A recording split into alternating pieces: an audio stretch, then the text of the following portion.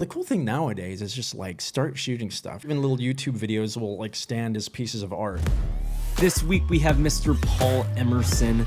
Paul is a Los Angeles-based director, producer, and editor who has worked across narrative shorts, commercial campaigns, and comedy series. Not every project's dope, but also like there's also something to be learned in every single project.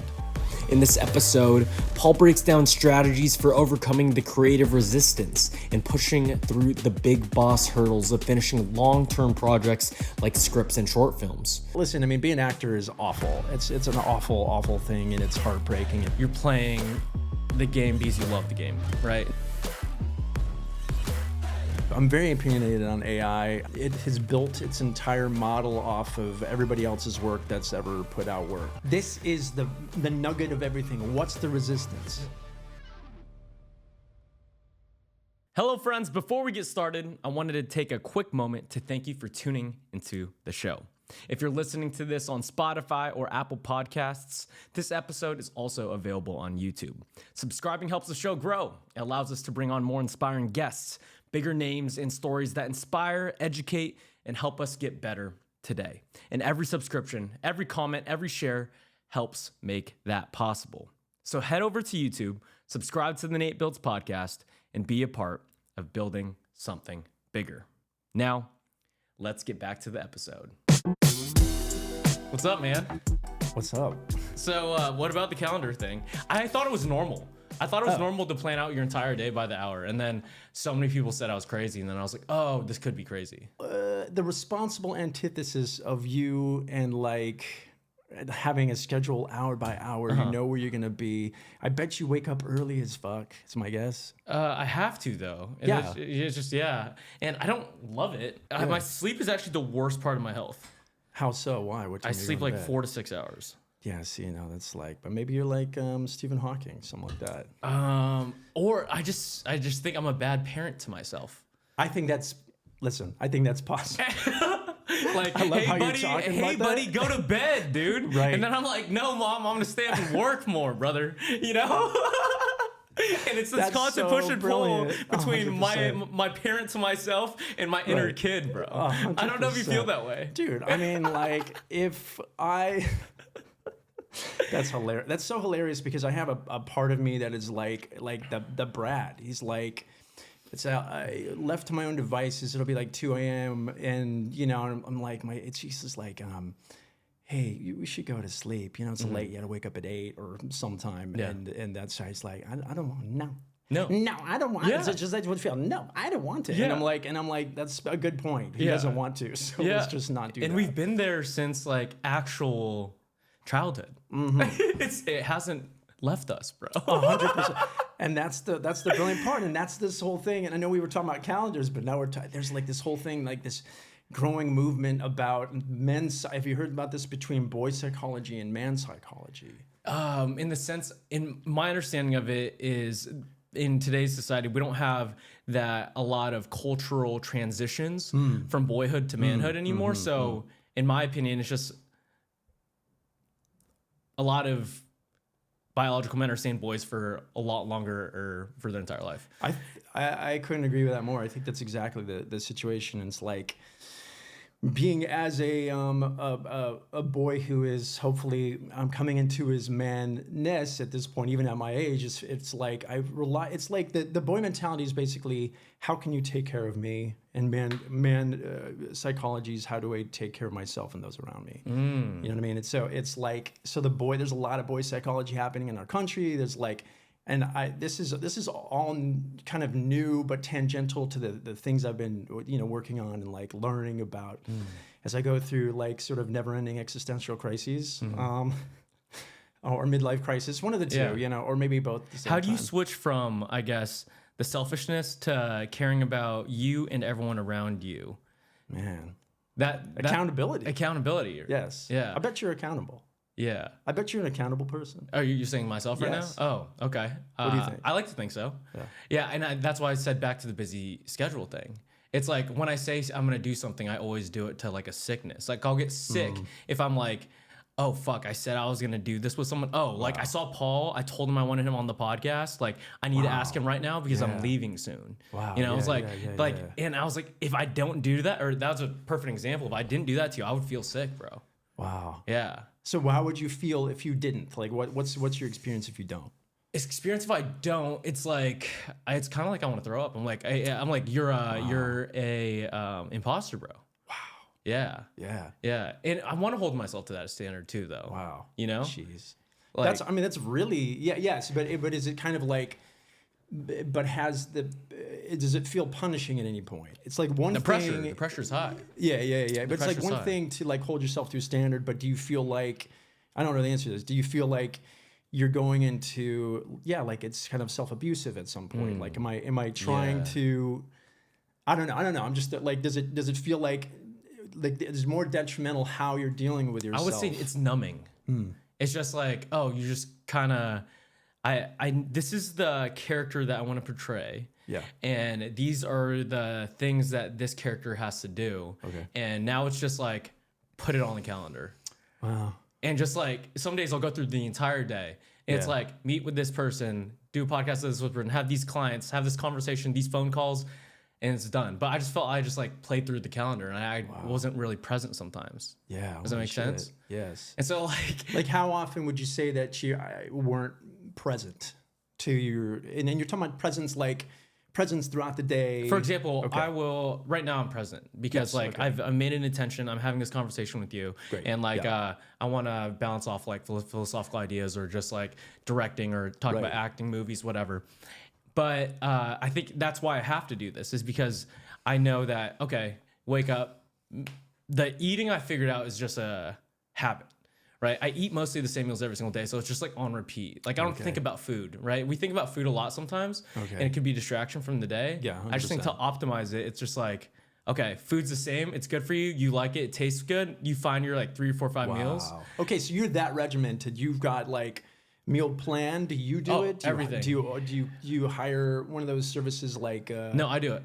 Wow. Yeah, twice a week. So you meal prep. Everything. Okay. Yeah. Wow. And so you already know days in advance of what I'm you're eating. gonna have. Wow. See, I think this is like, this all sounds very good self-care and like you're taking care of yourself and kind of figure out what works for you. Yeah. And this all sounds, and also you have the discipline to do it. This is a very beautiful thing. And I really mean that. I mean, I've got a lot of respect for that. Yeah. But the really downside to it is like, I do like the free day, like wherever the wind takes you type of vibe. Like I had that at this girl that I'm dating. We decided to go to Big Bear for a day, and we did snow, mountain, and sand in like one day. Like you just see like everything, and it was just like, oh, let's go to this record shop or go on this hike. Hey, you want to run 3 miles in Griffith Park just to say we're in a mountain today too? Like, cool. Yes, let's go. That's great. And so do you want to eat at this sandwich shop and like see like this old couple like feed each other? Like, sick. Wow, man. Awesome. This is great. This is a lot of good life. I'm telling you, a lot of good life happening. Yes. But most of the days aren't like that. Like I romanticize those days now because of, I guess, the discipline day to day of like mostly food. Do you believe that you'll get to a point where it's like, are you doing this kind of like as an investment, and in a few years you'll be able to like kind of back off a little bit or something, like, you know, work hard to attain whatever level of success or whatever family situation you want or whatever? Not that there's a coast, but there's like you can shift down a little bit. I don't know. I want to say it's an investment. I would say that there's 2 answers that I can answer to that. One would be you're playing the game because you love the game, right? And so I like having conversations with people and talking to people, and like regardless if I make $1 million podcast deal or $0 with a buddy on a podcast and enjoying each other's company, it's both a net positive. Wow. It's just like, I love the game, I'm gonna keep playing it. This is great. This is I feel like you've got a lot figured out, and you make it sound very simple, but you know, and it's just like, and you're like, hey, but also maybe I'm pushing myself too hard. So there's also awareness of like that. But, the other but part, is it worth that? Yeah, like, the other part of it is like, oh, like you're doing it because of what society says of the family, Okay. the money by Buddy. age 40, 50, 60. I'm like, which one is it though? 100%. Do I like it because I actually like it, or do I like it because everyone, the result of what I would get from society from it? Right. Buddy, this is tough. This is stuff I feel like I've kind of thought more about that sort of stuff, but I've lacked in this, I think, this specific kind of structure that I think helps lead you to certain realizations or dreams met. And I have done that for sure. I mean, I've done that a bunch of times, like where I threw caution to the wind for me, whatever felt terrifying to me. I was in a band, like I was in my mid-20s and like creatively unfulfilled, and I had sang in high school like 2 songs at a talent show that we won. But like, so I enjoyed it. It was like, I think I could do that. And then I just fucking like just joined and kind of started a band and was like, went from being scared to audition to like Mayfield Heights, right? Mayfield Heights. That's it. Until like, I don't know, 9 months later, maybe even 6 months later, I was, doing my first show in Long Beach and being like, wow, this was a big step for me. You looked the part, bro. Man, I feel like I did. Like when I first met you, I was like, this guy has to like sing in a band, bro. That's the hair, dog. See, I'm trying not to let it go. Apparently, like there's part of me that still is like, he's like in his late 20s. Like I'm gonna hold on to that. I mean, my hair was down to here like 3 years ago. I was like, all right, bro, we're deep into our 40s. Yeah. Let's just cut it down and let's just like kind of simplify some shit. Dude, some people don't have hair though. Like, and there's that. that I mean, I'm very grateful. Yeah. I'm very grateful for my hair. It's good hair genetics. It's been. I mean, it's a little poofy. I was thinking like I currently and beards are in right now. Like dude, you got a good I love beard. having a beard, bro. I couldn't. It wasn't acceptable like 20 years ago. No, it's certainly not. You'd be like. You're like a firefighter or I not don't know, even, bro. Like my mom gets so mad. I have like a little bit of facial hair, and she was like, "You're gonna go nowhere in life with that." So do you feel like your parents were like? How do you feel like you got? I'm like asking you all these. Sorry, but how do you feel like you got? This level of discipline, like how was that bred into you, or was it a product of modeling? Was it a product of training? I don't know. I think all the men that I looked up to, like I was like, if I want to get there, you just have to deconstruct what they do by what their actions are. And so like when I was growing up, I played a lot of golf. Cool. And, you honestly look like a golfer. That's where I played a lot of golf when I was a kid. Oh, you did? Yeah, okay, you look like a sick. golfer. Yeah, it's dope. And I was blessed that my parents could afford like a junior membership to this country club. Okay, cool. So I was like a middle class guy going to these really bougie country clubs, and I saw all these rich dudes like playing golf, making deals. I remember this one guy who owned a car dealership in town, and he signed the papers to the car after that golf round, and I was like, oh. These guys, what do? They play cards. They smoke cigars. That's the part. Right. So like in my head, I was like, all I got to do is play cards, smoke cigars, and be good at golf. I'll be a good businessman. Buddy, but I'm telling you, that is what's that word? We're manifesting. That is literally manifesting. That's what you're doing. You're just like, this is what they say. Is like, if you want to be the cigar smoking, card playing guy, what do they do? Did you feel that way about singing in a band? Like, who did you admire? Like, what? Because like you pull characteristics from you admire, your greats, your artists that you're in love with, right? Yeah. Wow, that's a great question. Music always meant a lot to me. My mom was like a concert pianist when she was a kid. Shit. So she was kind of like a prodigy. And, okay. And then she could sight read literally any like difficult. Like, she was a really impeccable musician. Mom. That's my mom. And I tried to learn how to play piano. I didn't take to it. So like, I let that go. But music has always been a big part. Or listen, my dad loved music. A guitar player. My dad's still around, by the way.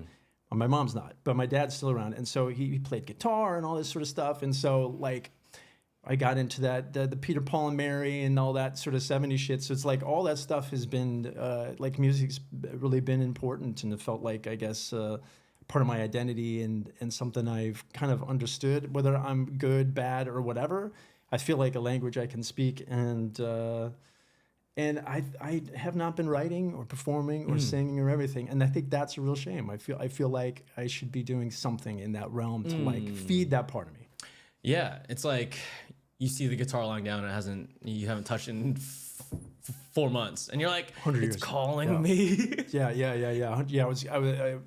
Or years. I mean, I own 4 guitars. I don't think I've touched them in 2 years. What's the resistance to that? Like we see it. I love this question. We see the objects. Oh, yes. Right. Yes. I even see the juggling balls I have. I'm like, well, why am I not like messing around with this? Wow. You know, or I see the foam roller and I'm like, my calf is tight. I should be foam rolling it out, but we don't do it. This is the nugget of everything. What's the resistance? Yeah, what's the resistance? Yeah, that's like, I got nothing else to do right now. 100%. And it sounds like you are kind of someone who's actually not that resistant. You will still do this shit. I would argue that it's just levels of resistance, bro. I like it's we're playing a different game, but it's just we're playing the same game but different big bosses. You know? It's like for the longest time, if you just do it diet wise, I think when I was younger and I was like a little bit overweight, it's like, okay, let's go a week without eating French fries. Right now it's like, let's go a week with having half of the rice necessary to feel good. Wow. Right? What do you get from that? I know there's so many tangents here, but what do you get from like what? that limitation, like having half the rice? What kind of experience are you getting from that? Oh, in terms of it's physically. It's just okay. yeah. You're talking about straight up like how it affects my body. Yeah. If I have those less calories, Yeah. I'm gonna see it. 100%. Okay, because also you're ripped to shit. We should also, and that's dope as fuck. I mean, Yeah, and the we thing can is, aspire, the thing but is that I realized, I love though- barbecue chips, bro. Yeah, the thing that I realized getting super lean Yeah. is like everyone who looks like that is hungry all the time. That is the price you pay. I love how it's like when you like look behind where it's like when you look behind the magic, how the magic happens. Yeah. Like when we see like when somebody changes a card or something like, oh my God. And then you find out how it's really done. You're like, that sucks so bad. Yeah. And you're just like, it's like, yeah, dude, well, you get super in shape by fucking being at the gym 10 hours a day and like hardly eating and being hungry. And it's just like, Yeah. well, yeah, of course, because you're still a human being. Yeah. But can you put yourself through that? That's impressive. It's like you see a 67 Mustang, you're like, oh yeah, I could put it together. You look at the book, you're like, nah, brother. Like, what did I get myself into? Yeah, it's brilliant, dude. Yeah, but you're committed to it. And, But I Yeah. mean, I know you had like, you're like, okay, by this month I'm gonna stop doing this. I feel like at least from what you told me when you were training No, super yeah, hard. for You're sure. like March or whatever it was. You're like, well, it's the way I'm back people on. treated me too. It's like, so the more shredded I got, like obviously I feel like people just wanted to talk to me more. Right. And that was it. And like in terms of business, it started proceeding. So like it's yeah, a of positive, course. like positive effect. yes, But it's also negative in the sense of like, one, you can't look like that all year. Like Right. you're gonna go insane. Right. And two, it's like I want to stay now. I'm addicted to it a little bit Right. because if I don't, it's like winning the Olympics Mm-hmm. and getting gold, and then the next year you got silver and everyone's mad at you. And you did horrible. Yeah, Versus yeah. you getting a bronze the first time. and you're like, And everyone's oh my fucking happy, God. bro. Right up, we were literally talking about So- that watching the Olympics. Yes, Yes. bronze is after gold, bronze is the best, bro. Yeah. Silver. Yeah. You get it the first time. Like it always feels better the first time. So Right, damn. yeah. Bro. It's Okay. not enjoyable. And it's like, yeah, I mean, like when I used to do long distance running, like I learned from you guys and from That's from who Hunter. you look like. Forrest Gump. Bro, Paul's Forrest Gump. I see him. He is Forrest Gump. He is Tom Hanks right now. Life is like a box of chocolates. Like I feel like in my head, my impressions are good, but I don't think they're all that good. That was pretty good. All right, but oh yeah, so there's so many things that we've talked about, which is so dope. Resistance. Yeah. This is the thing I've been really like. I've had this short that I wrote last year. Like Which one was it? It's called The Snake. I Okay. You haven't put it out yet. haven't put it out yet. I've let a couple people read it. I've talked to some actors about it that I really respect, and I hope to get interested in this project. I don't have a lot of money to put into it, so that's a big hesitation. But also, it's been sitting there like finished, like 8th draft. I've had some people read it, got notes. I feel pretty good about it. It's ready to move forward, and I'm not. And so then the question is, it's like, sure, I can have reasons for resistance. I'm too busy, or I need to, concentrate on making money, which is a thing. But ultimately, there's plenty of times when I'm fucking around on my phone or whatever, or something. I've got time in the day to put towards it. Like, why am I not? So this is my question to you: what's the resistance? I think for that specifically, bro, it's just like the amount of work from now until the final draft. To, I guess, push it forward, like to make it a real thing that could like give you a lot of fruit. Right. Is 10 times the effort and 10 times the work than currently has right now. Right. I mean, that's and you're like, fuck, dude, I kind of like my time and space on this planet.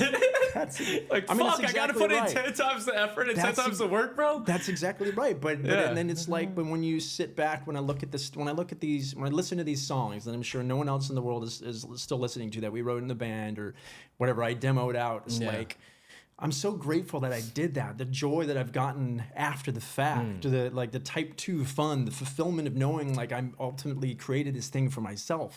Is really a massive benefit. But clearly there was more resistance than that benefit still. And I 1000% agree with you. It's like, even when you start and just think about starting an edit, and you just got the one data and you put it in, and it's just like once, and it's like, bro, I know where this needs to go to from here to like, this. I respect editors in all mediums a lot better now by starting to edit stuff. I mean, it is a thing, dude. And like AI is helping, but the thing is like AI doesn't have quite the choices of the storytelling. Taste. And it's like there's a whole 100%. Like the cutting 100%. Of frames, like you probably could speak better to me, like tells the story in itself. 100%. I much prefer to edit my own stuff if possible. I'm doing a project right now that it's like it was like a social like docu series that I did for this company called Gig Salad. They're out of Springfield, Missouri. They're excellent people. An excellent company, an excellent CEO, excellent execs. I mean, like, there's only excellence, and they care about people, and they take care of people. And I've been lucky enough to be partnered with them for like a decade now. We've done about 3 projects together. So we're doing a new one. Working with someone for a decade's a lot. That's cool. Yeah, dude, 100%. And you see the evolution of like both sides. 100%. I mean, and this is a lot thanks to Mark, who's their CEO, who's just a really special human being. And so it's like, I'm like so grateful. And so I'm doing this project. It's called The People of Gig Salad. It's a whole thing about seeing that. So the company lists performers. You're looking, you're like a parent, you have a conference, you need a speaker, a musician, or whatever, circus performer. You go on this website and they list all the people, and then they do they handle the contracts and the money and everything. It's very safe, awesome. So my idea was like, who are the people behind the performers? Kind of like Humans of New York, a little bit like everybody has a story. Okay. So it's like a limitation is it's a very short form, it's like 3 minutes. But what can we learn about these people to understand? We see their talent, we see how amazing they are because we shoot like performances from everybody. But who are they inside? Like, what drives them to do this? Why are people, making their lives, being circus performers?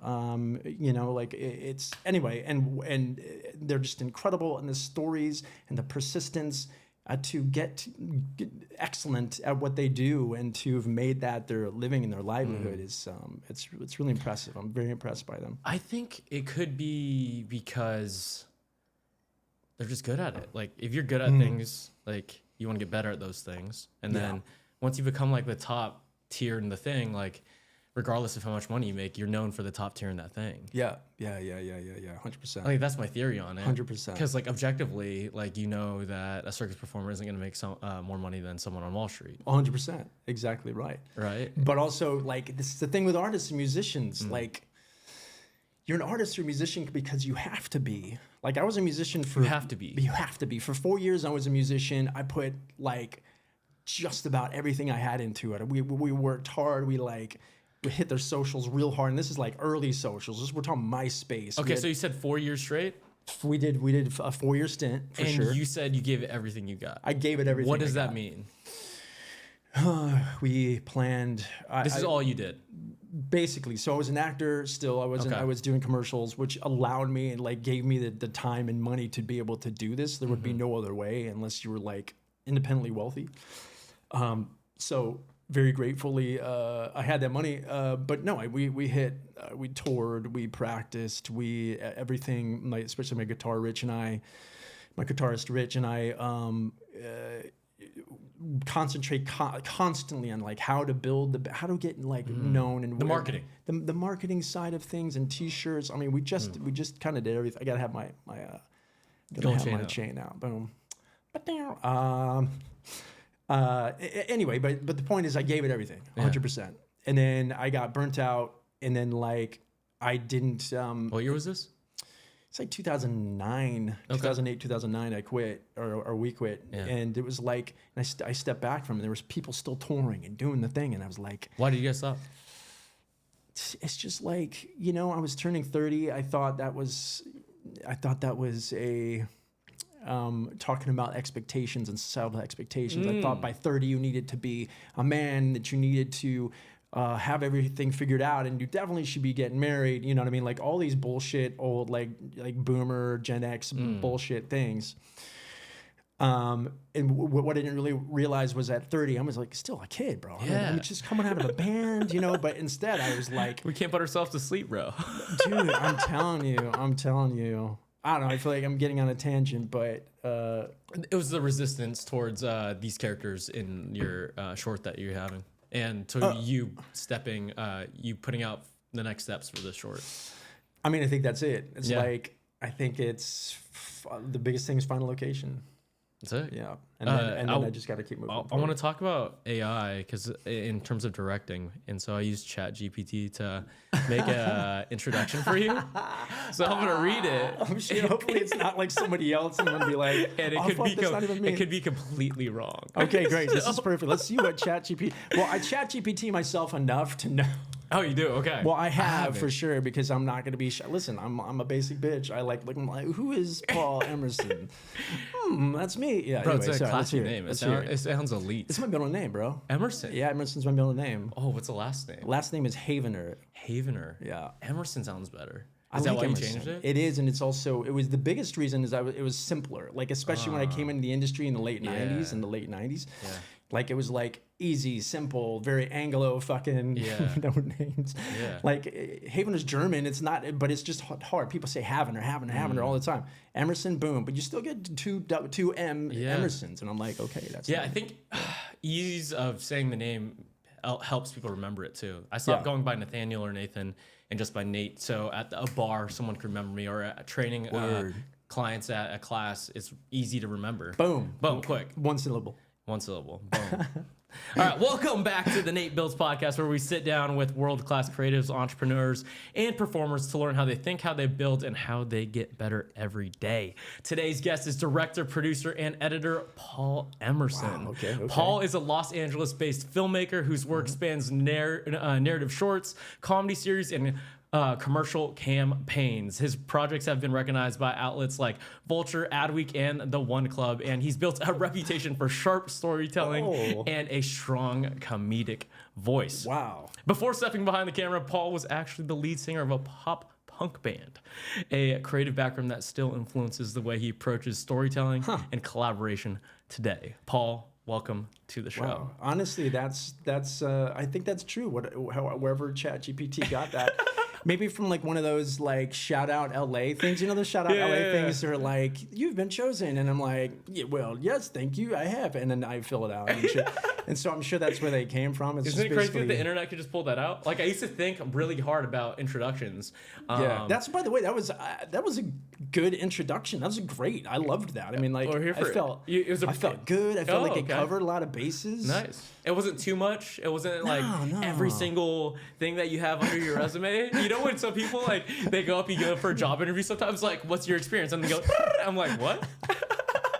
100%. Like, it's okay to be multi-hyphenate, but I see some people on LinkedIn to be like hyphenate. Yeah, It's like, that's cool. You hire actors, right? You have to for your stuff. Okay, 100%. so like what is the red flag of like they look the part, they are the man. part, and This is a cool question. But they're like, but you're like, nah, you ain't the part, bro. Okay, this is the most. I love that you this question. I did a call first call. It was like my first commercial campaign for this company called No IP.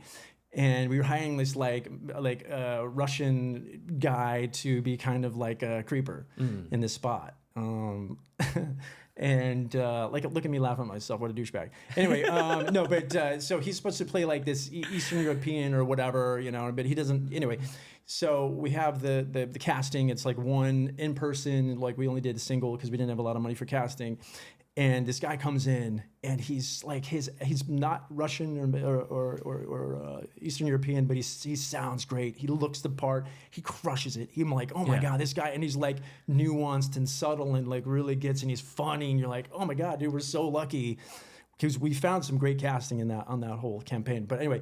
And he was so great. And then I was like, this is so good. And like, one of my jobs as a director is to make sure that is repeatable or that you can take direction even simply. Sure. So you may have knocked it out of the park on the first read, but I'm gonna, regardless, you're gonna be asked to do it again because it's just you don't need to know why. Okay. So I was like, oh man, that was so great. Let's just do it again. And he's like, why should we do it again? I just did it.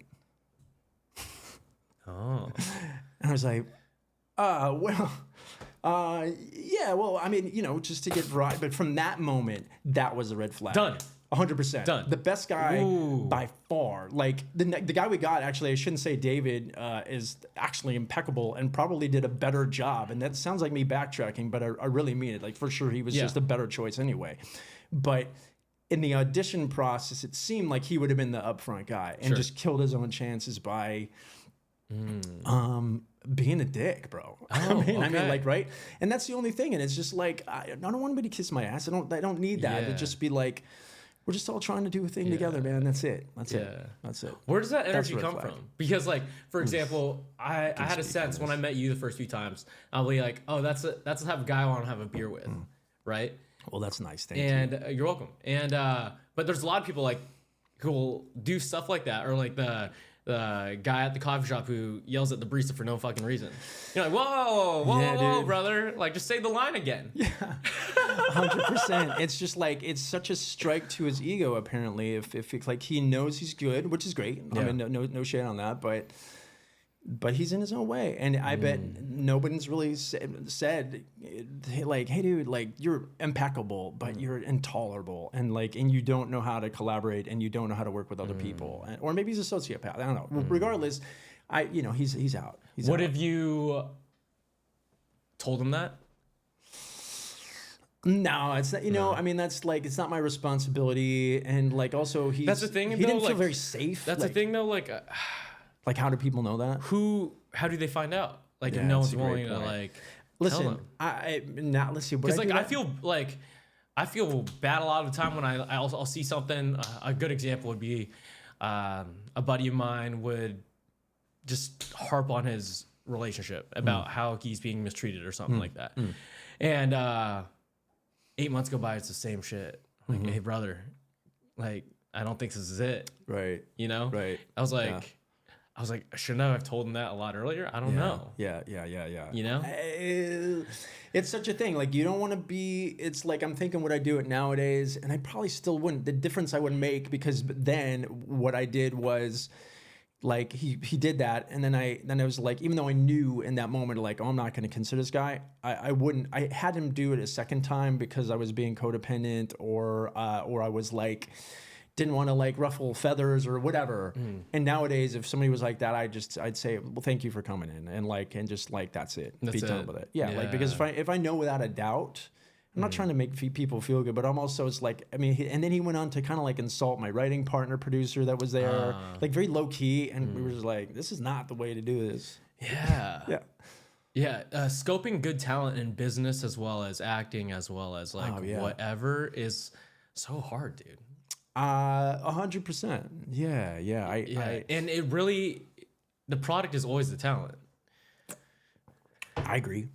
Like you have to put it out there. I agree 100%. You know? Yeah. It's like a business too. It's like every cashier at a Starbucks is like, that's your product. Right. 100%. It's the people. It's literally just the people, person bro. business. 100%. Yeah. That's the realization I came to this past year when I was on a set and I was directing something, and it really became clear. I've been directing for about 15 years. You want some more water real quick? 15 years directing? What made you... what's the transition from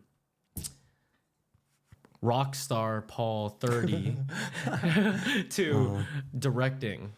So I was a commercial actor when I first moved out to LA, and then that is the thing. A lot of people make money just off commercial acting. I mean, it's truly the best way I think you could. It's the actual best way that someone can make money, I think, because it's like, well, listen, I mean, being an actor is awful. It's an awful thing, and it's heartbreaking. It's horrible. If you can get past all of that and you mean part, that? For sure, it's really demand. I'd say, if you're acting and your livelihood doesn't depend on it, I don't know. Maybe that's, but I think it's like when art and commerce come together and then you become dependent upon it. I don't know. It like has a new level, but what it demands, I think, especially in Hollywood, and like trying to, at least this is my experience back in the day, of like shape shifting and masking. I think it's a lot different nowadays. I think people are being more themselves. I'm going on a tangent right here. Yeah, you're good.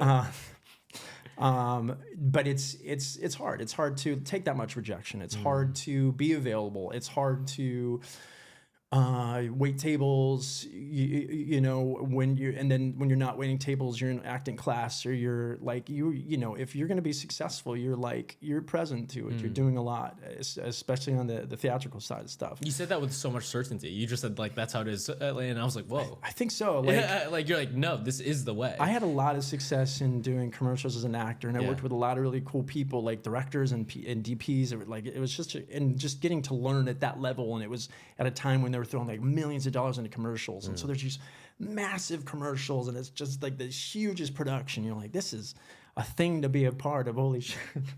Yeah, some friends who do commercials, and the amount of money that they save from residuals sometimes, I'm like, whoa. Dude, I mean, that's what I'm saying. It's the best job to make, because maybe back in the day you work 3 or 4 days, you shoot 3 or 4 commercials.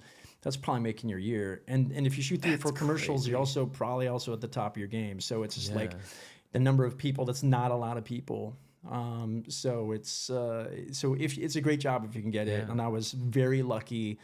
I was a pretty okay actor, but I did some good awkward face reactions, and I just stuck to it. And to my credit, I'm patting myself on, the younger version of myself, on the back. It's like, you push through the grief, you push through the challenge, to push through the comparison, and and by push through, I mean work through it. It's not easy if you're going to really accept it. And then that's how you maintain. That's how you stay in that business. Yeah. So you go from commercial actor after band. And then I did the band for 4 years, and we toured around, and no one came to shows, but we had the best time. And I was a total, I just played that part. I was a total fuck up, but still responsible. And I had what's a responsible fuck up look like? I paid my bills. Okay. I went to my auditions. I shot more commercials during that time than any other time, so I was really successful on that side of things for me. I just think that's a responsible guy who's doing what he wants to do.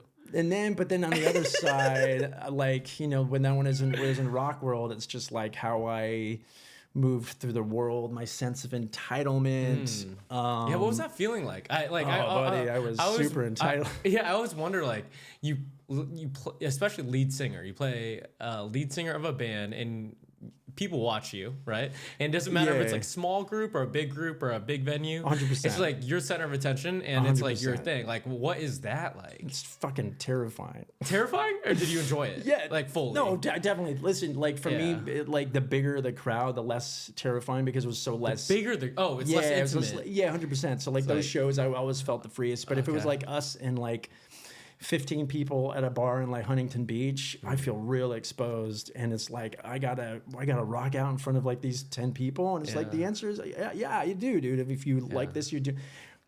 But I was getting kind of doing the band, I think, for the wrong reasons too. I was trying to gain something, but I also love music. It was very confusing. Anyway, but it came with an amount of swagger, and truly my experience was guys in bands get a lot of female love up at the second or whatever. I'm trying to be inclusive for everybody. I mean it, but like you get a lot of attention, a lot of sexual attention, a lot of like romantic interest. And I really enjoyed that part. And not a lot of men get to experience that. No, it was good. I was also entitled with it, and I also wasn't careful with people's feelings with it, with women's feelings with it. And I feel like it's like I had a great time, but to what end? I feel like some drama caused that because of my actions for sure. I mean, absolutely, 100%. Yeah. But anyway, but the experience of like being up there and like people looking at you is crazy, dude. It's the best. It's the best. I mean, what am I fucking lying? Like when you're like gelling and I'm not in my head about like, do I sound okay? And all the, do I remember this fucking lyric? And some like, a person's like staring you right in the eyes and you're just like, like rocking them like that. It feels fucking amazing. Yeah, it's 100%. Yeah. It is a high. I didn't do drugs at the time or barely even drank. But isn't it it was crazy such that a like high. some music that you go to a live band or an artist that you really enjoy, they kind of hypnotise you. It's like putting in this trance of like this story or like their story and like their sound, and you're like, whoa, what the fuck is this? 100%. It's so superpower, bro. I'm not sure if I ever had that, to be honest. I just think I was like, I'm the one making the most noise. I'm the one pulling focus. And so they're just kind of like, well, okay, cool. Like, he's... No, I think we are all right. People like this okay. How did you go for how did you go for that to directing? And so then that ended, and I was like, at 30, I was like, I gotta figure life out. Okay, damn it, no more messing around with bands and I'm gonna find a way. So I got married, like pretty quickly after. And wow, that was a pretty 180. Huge 180. I kind of. Paul said, "Get my shit together, get married, start a family, and get my tie on." I mean, I'm telling you, it was like it's exactly. I was like, okay, and I like e-braked as hard as possible in the other direction, and it's like those skydivers who they're about to jump and then they're like, "Fuck, no, I'm staying on this plane. Get me down right now." 100%. That was me. 1,000%. Exactly right. But during the time, because I was like, I shut that part of me off and didn't listen to music for like 2 or 3 years, like legit couldn't listen to music. There's a lot of emotions and things. Yeah, it was really difficult. Wow. Also, that whole thing about people like are attracted and care and like really pay you that attention. As soon as you quit a band, my experience was as soon as you what? Is you quit a band. Yeah. That's like basically gone. You know what I mean? And so it's like this like, oh, this is like what reality is. This is real life. This is how people interact with each other. Yeah. You know what I mean? Yeah. Yeah. It's also how you identify yourself. Oh my God, dude, for 4 years, I wore skinny black jeans, a black t-shirt, and a black hoodie every day. Dude. Yeah, the thing is like the status with that, regardless of how much money you have, is high. It felt good. It felt very like easing on my brain because like I know what I'm gonna wear today, but also it felt like an identity. And I would go to like do one of these shoots for like something like AT&T. I don't know, like a big massive brand. I shot as an actor a lot of different big brands. And then as I'm like changing back into street clothes, I'm putting on my skinny jeans and be like, I'm in a band, bro. Like that. Yeah, it's cool. You can play different parts like that. It was fun, dude. Yeah, it was 100% fun. Yeah. And then directing. Oh, anyway, so that ended, and then I had always been interested in directing. I went to film school for like 6 months in the 90s. It was art school, but I took film when I was there. And then, and so it just was a natural, like, coming back to a self in some ways. And also, like, my marriage was, like, surprise, surprise, not going well. And so I put everything into work, which was also part of the problem. You know what I mean? So anyway, but I was, like, putting all of that into work. And so an opportunity to direct came up. And what was the first thing? The first thing I did was, like, like one of those commercial contests or something like that. Okay. Like it's like, do this thing for this brand, and then we'll take the top 3 and we'll give them awards and maybe a little bit of money, sort of thing. I think we finished in top something, like we were. Was it your idea to like start directing, or was it like, oh, like Paul, you're a good actor, you understand how the scenes and everything work, or the editing, and like you want to try this out? Is that kind of how it went down? I did. That's such a good question, man. Like, because I directed like a music video for my band. Okay.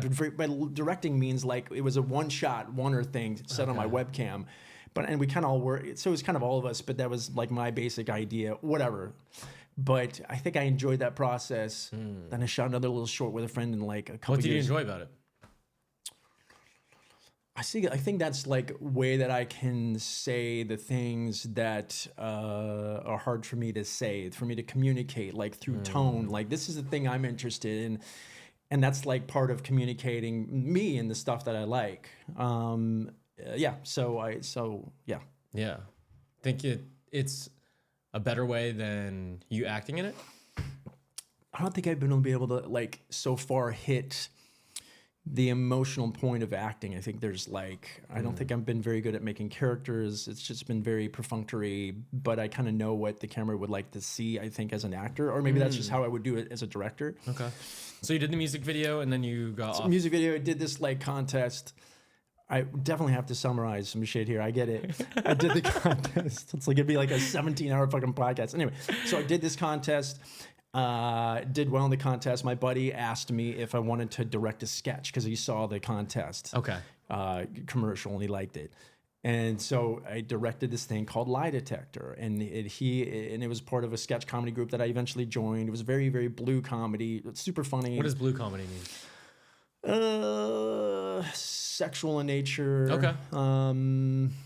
Edgy, I would say edgy. Yeah. So maybe like today's culture.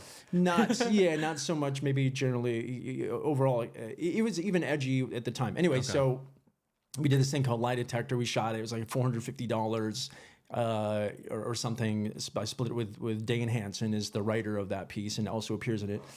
We shot it. Put in a couple film festivals. People seemed to like it. Put it on YouTube, and this was like 2011. We put it on YouTube just because, like, well, what else do you do with this? And nothing happened for like 3 months. And then all of a sudden, apparently, like a Hungarian like blog site saw it. Yeah. And they had a lot of followers or something on Reddit and posted it up. And I remember watching like the hits like 100,000 views an hour. Oh. Yeah, and I was like 100,000 views an hour. Yeah, it was crazy. On the day that it really popped off, it was like I was like, this is so great. I've never, had this experience, and it was anyway, that kicked off my career. That piece turned out to be kind of a juggernaut and is like lasted, and it's millions upon millions of it's basically a 3-minute long dick joke. Oh, but Dane crafted a very Dane and Mike Heim crafted a very, very we'll link it. Funny, I'll find it. We'll link it. A great script, and I had like a good idea, and they're both really good actors. So I had a good tonal idea, and it came together, and it made something people really connected to. So that started my career. Did a campaign for some commercial campaign, and just kind of like that was the thing. Just what makes something funny? Oh man, these are cool questions. I think a relationship. I think ultimately tone. I think tone is funny because it's like somebody could be doing something or not be doing something. It's just kind of the tone in which they do it is sort of funny. I think it's a very like nuanced thing. That sounded like probably such a D-bag answer, but no. What was the question? How do you know something's funny? Yeah, like what makes something funny? I think it's situational. I think it's like relationships. Yeah. What do you mean by relationships? Like how does, if it's two people in a scene, like what is the relationship between them? Like what is the context, the nuance? What do they need each from the scene? You know what I mean? Like what are they trying to get? Where is this going? Et cetera, et cetera. So it's like, but all in that is why we care about that story. It's if it's just two people like arguing with like without context, we don't know what are the stakes here. Yeah. Then it loses value for us. It loses value for us. I'm just curious about it. So the same thing with comedy. It's like this set. That's the I'm just curious about it because like the way you I don't know, as a director, like you're trying to make something funny to the result of like laughter, right? Because I think laughter, in my opinion, my is one of my favorite feelings. When you're hysterically laughing with a friend or at a show or this and that, I was like that and sex are just like right there, bro. Like, I mean, one slightly above the other. Sometimes they happen at the same time. Sometimes they happen at the same time. You know? Yeah, I don't laugh enough for sure. I really don't. Like I think it's so important. It's a crazy feeling, and I'm just like, how do you set up the best situations for that? Because like in every good memory I have laughing memories from like high school, from like college, with family, not with family. Like, oh, those are the best times. Just gotta laugh more.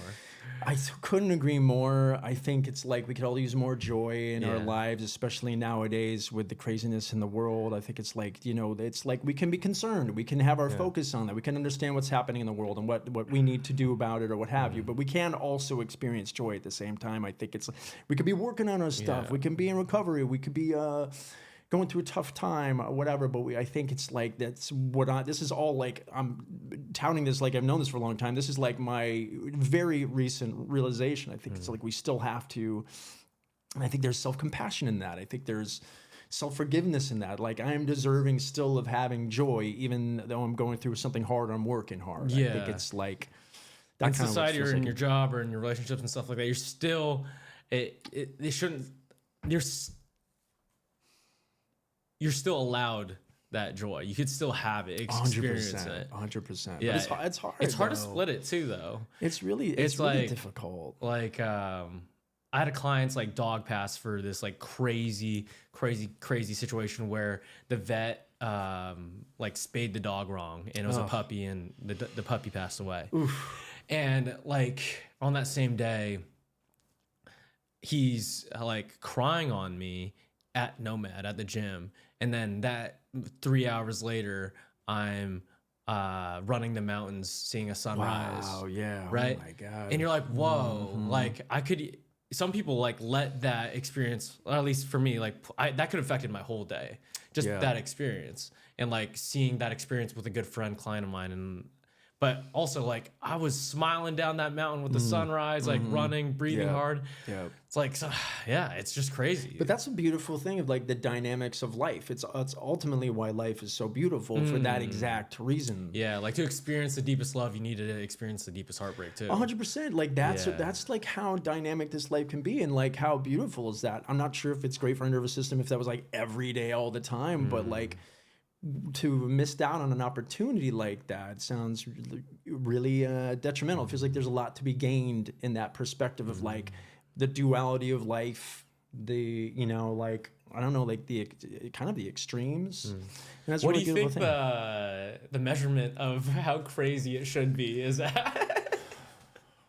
Like, what's a healthy amount of like, oh man, like all the tragedies? You know what? I would say, I mean, that's the thing is like, man, there's a lot of tragedies. Good job. Yeah. There's a lot of tragedies happening in the world, but I would say, like when my mom passed and I was holding her hand, and it's just like, it's all the build up to that, and she like died of cancer, and it was like a real quick, like kind of disintegration. It was pretty wild. But like in the moment of her passing, it was both like the hardest, most grief-stricken, deepest well of just grief. And at the same time, like a very beautiful moment to like be witness to this, of this person you care about, and that like that kind of recognition of the beauty of life, I think. So it like that was the duality there for that of being like, wow, fucking really hard, really, I did not know how I was gonna make it through truly, and like, wow, how precious is life, and how much do I love this person? It's like, it's really, it brings it all to the front. It's spicy. It's spicy, you know, but it's not. Yeah, it's hard. Yeah, I feel like, but beautiful. Constantly putting out fires. Like, I feel like everyone just be putting out fires, bro. Buddy, holy shit. Oh man. Yeah, like 100%. From back to the kid thing. It's like, oh, I gotta brush my teeth and do work and do all these things. It's just like, yo, like why are those in the same category? Do I need to do that? Like, Yeah, man. Well, you don't. Like, that's the thing, is like we get to choose like our own life, and I've thought a lot about that of like it's literally just actions. you could be, Literally just you could actions. like live in a shitty place. You could not have a job. You can smoke weed all day. I don't know. Like, it's just literally what experience I think is tolerable or do you want to have? And I think that's when we realize we're not a victim, and this is something I'm also learning, but we're not a victim to our own lives, that we're making the choices that we're in. And in certain situations, not so much. As children, especially, and people in domestic. Anyway, but generally speaking, we're not victims in our own lives. So we can change these things, and that's a real empowerment. To knock that over. It's closed anyway. Anyway, that's a real empowerment. Yeah, it's great to realize that I might be late to the game on that. I don't know if it's late, bro. I feel like if you figure it out, that's dope. Like, bro, it's very new. I'm just like trying to keep my shit together. What made you get the epiphany? So I mean, are you talking about like a year or 2 years? Oh, how long? Oh shit, bro. In terms of finding out about this. Oh, finding out. Oh, this has been like. You said it keeps saying recent many times. I'm just like last couple years. Okay. Maybe last year. Yeah, like okay. I don't know. Like understanding it more and more. There's this obviously very deep well, but it's basically the idea we don't have control. There's no control we have. We don't control anything, and letting go of that fact. Now we have. Or we can have a very like structured day or whatever. That's awesome. Like we have control. I'm not saying that, but we certainly control our emotions. That's a big part of that. That's what we're responsible for. We can't control anybody else. We can't control what happens in the world. We can't we can't control other people, anyone, our parents, our siblings, friends. You know what I mean? And so like when we come to that realization that it's like we have to be present to life and just kind of what comes and I saw that Sam Rockwell movie. It's like good luck, have fun, don't die. Oh, I didn't watch it. I loved it. I really loved it. At one point, and this doesn't spoil anything, but he goes like, maybe we'll be all right, maybe we won't. I don't know, it'll be okay. Like basically, he's like, yeah, dude. I mean, like, okay. It letting go of expectations from everything is like so freeing. Wow, bro. See, what you're talking about, I have it figured out. We should be talking to you. It's like, we don't have expectations. Yeah, that's what I just learned like recently. It's so cool because like if you invite, I don't know, people to something and they don't show up. Like if they don't show up and you care about it too much, net negative for you, right? And if they do show up, net positive for you. So just don't care at all. And just them coming is like, oh, cool. Wow. Like it takes away so much energy. Great viewpoint. It takes so much energy. True. It's a true great viewpoint. Yeah. Good for you. And so like anytime I've just realized this over the last 2 years, it's like anytime someone lets me down, it's just like, oh, okay. Like I'm okay with that. Like we're good. Like next. Yeah, geez. Like how do we figure this out? Because like any hesitation of like this is negative hurts. It's negative. It hurts you. So you're not having resistance to not accepting that because I don't think that doesn't sound like avoidance as much as a choice that you're just like, I'm going to choose not to do that. That's why I feel ignorant sometimes though with politics and shit. Like you're talking about all the stuff that's going on in the world. I don't know a lot about it right now. And it's because like, do I let that affect how I train my clients every single day? Sure. Do I let that affect how I have a phone call with my mom or like this run in the mountains with my boys? Sure. Like me being kind of ignorant to that provides this like really good experience for me and those people around me. And then like, oh, if I pay attention to some negative news that I could get more educated on to like chit chat to society about things that I don't know if we could actually do anything currently right now. Right. It hurts that. Yeah, I hear that. I think that's. But I don't know which one's right. You know, like I'm choosing not to because I just think that's where my attention and my service does best. I think that's like, I think if it's an investigated, question about it, excuse me, it's like, I definitely am not as proactive as there's a version of myself that I would like to be proactive. And I also am an empath, and I know maybe we're all empaths, but I'm pretty sensitive to it. So the more I watch it, go through social media and I'm like watching what Trump's up to and ICE, et cetera, I get furious, but I'm also not putting that into action. I'm not feeling led to put it. I'm putting into some action. I just didn't say no action, but very, very minimal, if I'm being honest. Yeah. I certainly talk to people, whatever. That's besides the point. What's the point? Of paying attention to it?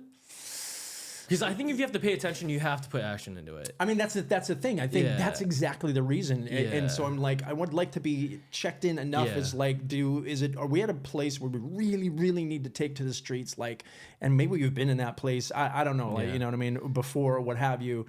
But it's kind of like, maybe I just want to be checked in, but, or maybe there's something to the conflict that I'm trying to bring in, and I'm doom scrolling and like actually kind of doing a detrimental service to myself. Yeah. So I think it's all a balance, because bro. in my head, if it's like net good, net bad, regardless of like where that is to, it's like, oh, I know for sure that if I put my attention where like my work is, my clients are, those things, I know it's net positive for like me, the people around me, and their inner circles as well. Yeah. I was like, is that selfish to not, I don't know. That's why I battle with a lot of the days. But also maybe it's like, is that something you know about yourself where if you had information, you may treat people differently? And does that mean like from opinion, or does that mean just your overall like, where your headspace is at? Like if you're feeling negatively, you know that dark cloud is going to spread onto those you come in contact. 100%. Is it more that, or It's as more opposed that. to, No, okay, so it's not like if I know Joe over here is whatever, he's like MAGA, he's whatever, like is that going to affect? Or, you know what I mean? I don't know. That doesn't affect it. No. Okay, cool. It's just like how it affects like my day-to-day with my interactions with my people. Word. Yeah. Because I think I from affirmations from clients and friends and whatever, I do well being that net good to them in that area. Wow. I respect that. I think it's like, it's the balance and where you're at and what you know you're going to do. Like, do you know Holly? Remember Holly from the gym? Yeah, sure. Huh? So I think the day after Trump got elected. And she was really angry about it. And she was like, came in the gym really, really sad. This is the recent I believe election. so. Okay, all right. And yeah, recent election. And then she came into class. I was teaching at 6 p.m. I was like, hey, Holly, how you been? Like, it's such a beautiful day, right? She was like, what? How the fuck is Nate thinking that he's having a good day right now? Like, this is crazy. Like, and then she said, I ended up having a great evening because you taught class. And like, and for me, I was like, I really don't. I do care, but I don't care that much. I was like, I want this class to be dope as fuck right now. Right. You know? Yeah, I think there's like a level of service in that for you. Does it feel like? It's kind feels of like service for service. Sure. Yeah. I feel like the whole calendar is service, bro. Yeah. Wow. Okay. Yeah. Tell me about that. Yeah, that's it. It's like I just want to serve my people, and like if I make a promise, I want to keep the promise. So like now my work on myself is like I'm making too many promises. Like chill the fuck out, bro. Okay. Like you're killing yourself. What's the biggest thing that you're sacrificing to do that? What do you mean? Like sleep. Right now, it's sleep. Mental sanity, or sleep, energy. Sleep's probably the biggest one, which leads to energy. The older you get, like the less days that you could biologically like say that you could live off 4 hours. Okay, word. Yeah. Like I've done that for like 7 years, like all my 20s. No kidding. And I was just like, oh, like now it's starting to hit a little bit. Like I need more sleep. Like I'm sore more days if I don't get sleep. Wow. Like I'm sore 4 days from a workout. Wow. If I'm like, oh fuck, dude. No kidding. Okay. So I was like, your body's not healing up like super quick. I'm like, oh, you feel it. Like now you got to pay attention to the smaller details. 100%. I can't really drink anymore. I choose not to. What was your drink of choice, bro? Not very interesting. I came to drinking late. I got drunk when I was 26 for the first time. That's it? Yeah, I'm telling you, 26, dude. brother. Yeah, I'm telling you, dude. So, I was 16. Really? See, but that feels like normal. I was invited to a party when I was 16, and because I thought there was going to be alcohol there, I decided not to go. I was like, well, I don't think I can do that. You know, like that was terrifying to me. Anyway, but is that like from a religious standpoint or something? Like alcohol wasn't demonized. We had like a full, is it called a wet bar? We had like a small bar in the downstairs. There's liquor all the time available. Yeah, what bar?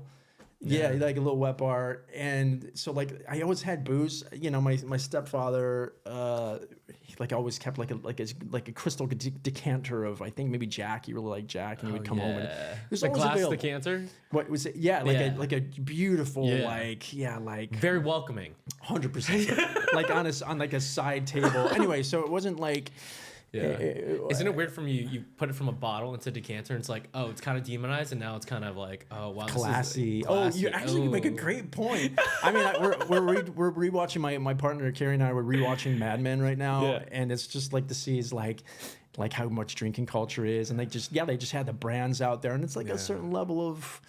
Anyway, the point is, what's the point? I lost the point. Alcohol. Why you don't drink alcohol anymore? Oh, sure. Yeah, and it's just because it makes me feel like shit now. Like I have a drink at night, and like I'll sometimes like wake up the next day. Like I'm talking a drink Yeah, or the a drink healing and a half. process of the body. Yeah, I'll wake up the next day and I'm kind of hungover and I got a headache, and like really from that, it's not worth it. And it's like feels heavy.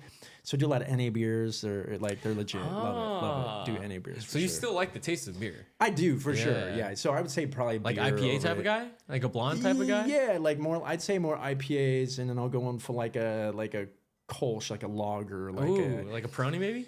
No, I could do Peroni. You know what's dope? Listen, Heineken Zero. Heineken Zero's not bad. It's legit, dude. It tastes like Heineken. It tastes like Heineken, which is real light, and it's just got, it's good. It's legit, and 0.0 alcohols.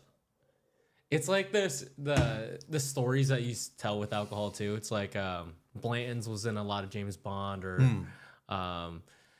I don't know, the Aperol Spritz or the Negroni or shit like that. It's like all these superheroes in movies like be doing that shit. 100%. It's kind of how, and a lot of kids these days haven't seen those movies, right? And so now that's why drinking, dude, like every alcohol person that I know, because I used to be in the hospitality industry. I was bartender for 7 years. Okay, all right. And I started a bitters company and everything, dude. Wow, cool. And that whole industry is tanking because Gen Z isn't drinking at all. Right, it's like right.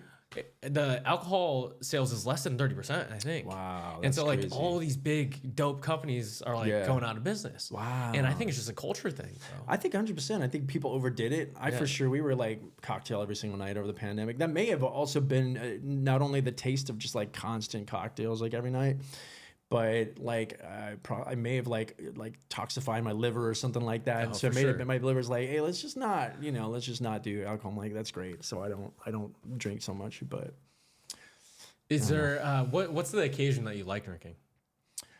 Like maybe a dinner party and there's a nice bottle of red wine. Oh, I'll do a glass of red wine. Red wine, with the meal, or just like by itself? Yeah, with the meal, maybe a little bit before, maybe two. Maybe two.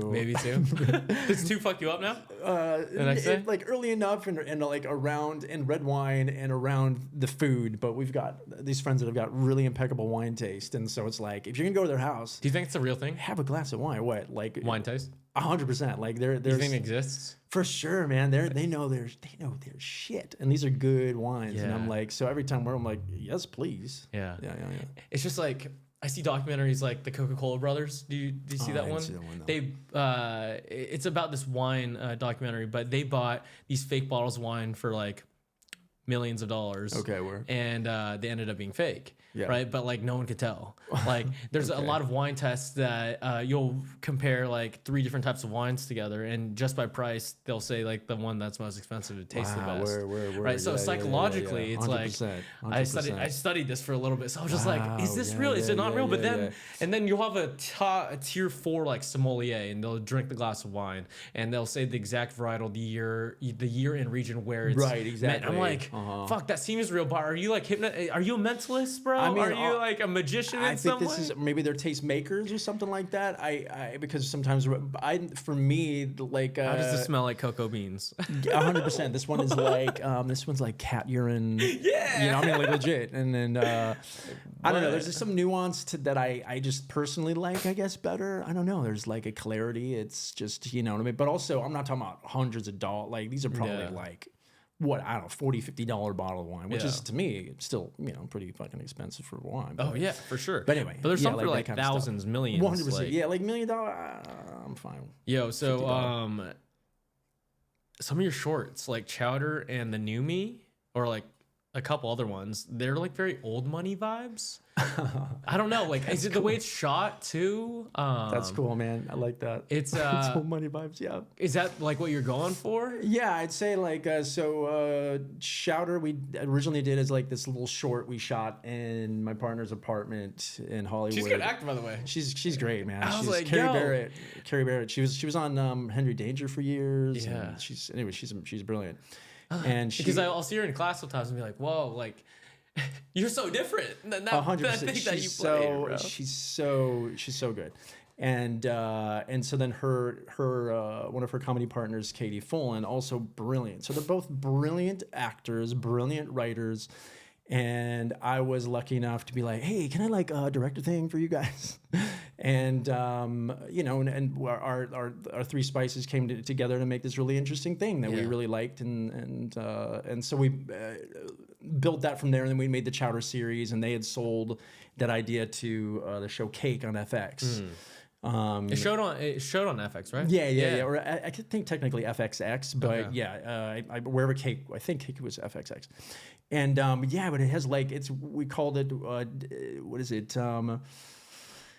Dynasty meets Twin Peaks. Oh, like David Lynch meets Dynasty or something like that. So it's supposed to have this richness of like early 80s and like old money, and you know.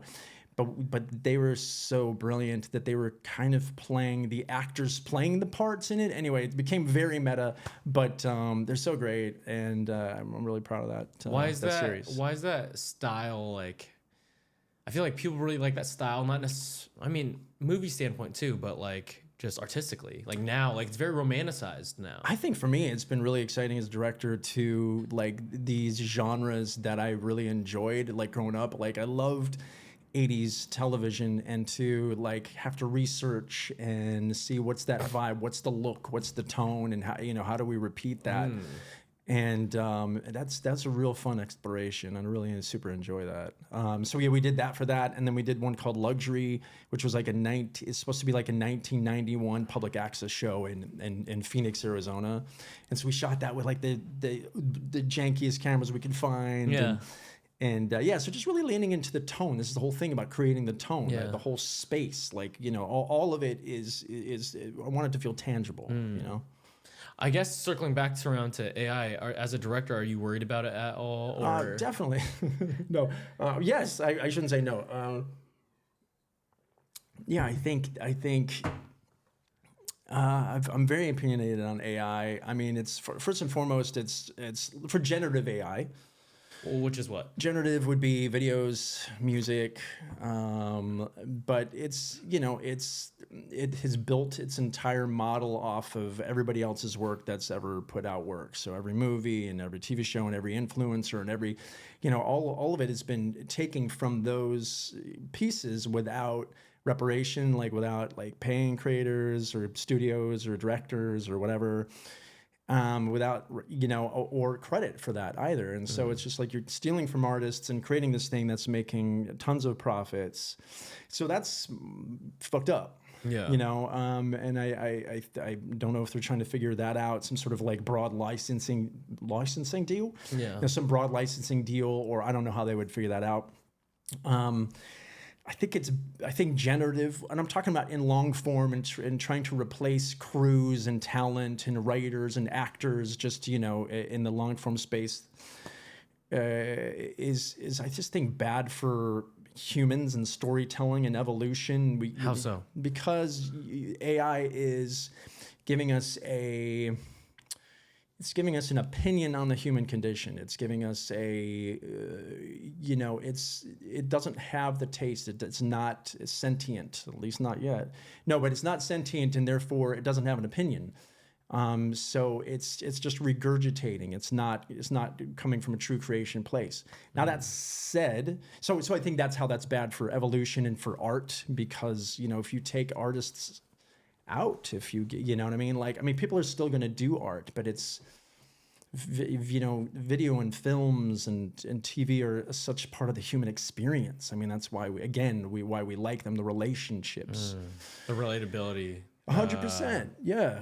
100%. And like somebody's experience, are you having a similar, it's like the communication, do you see me like as an artist, you know, like, and so that's, I think that's You think that it's capable of taking out that whole the sector. whole sector in general? I think it's definitely making a dent for sure. I think people still don't know really where it's going to go. I've been hearing that they're in production with some full length AI movies. Yeah. How does it affect you? I guess from your standpoint. I think it's kind of this fear and everything else that's gone on to affect our industry has had just ripples. So everything that happens in Hollywood goes on down the line to, you know, commercials. You know, it's everything is being affected because it's all attached. It's all the same people. Yeah. You know, to some degree. So yeah, so I feel like it's a great tool, and I think people keep talking about that, and I think it is. I think Do you use it? we used it for some interstitial shots in a recent campaign that I did. And Interstitial, what's that mean? like, so they were kind of like filler shots that we didn't have the time or budget to get. Are they pretty accurate? Yeah, definitely. There's one that has a effect with a pickle truck, and I'm like, oh, that looks like we shot that. I mean, it looks good. Wow. You know? And what medium like are you using? And that was for like which tool are you using? I did that's the post team that did that. Yeah, okay. so I'm not exactly sure, but it's effective, but it's also like it's referencing real footage we got, so it's just kind of more like a fill-in thing that we, with the time and with the budget, we weren't able to attain that without use of that because it didn't have the budget and yada yada because we couldn't do it practically, and then like hiring a CG team, or maybe they also worked on. I shouldn't even talk for the post team. Maybe they did that full CG. I believe that was at least partially AI. So there's good tools for that for sure. 100%. I guess what's your role as the director of the thing? Because I think it sounds similar to a really good businessman or entrepreneur in the sense of you have a tax guy or you have someone doing your bookkeeping, you have your sales team, right?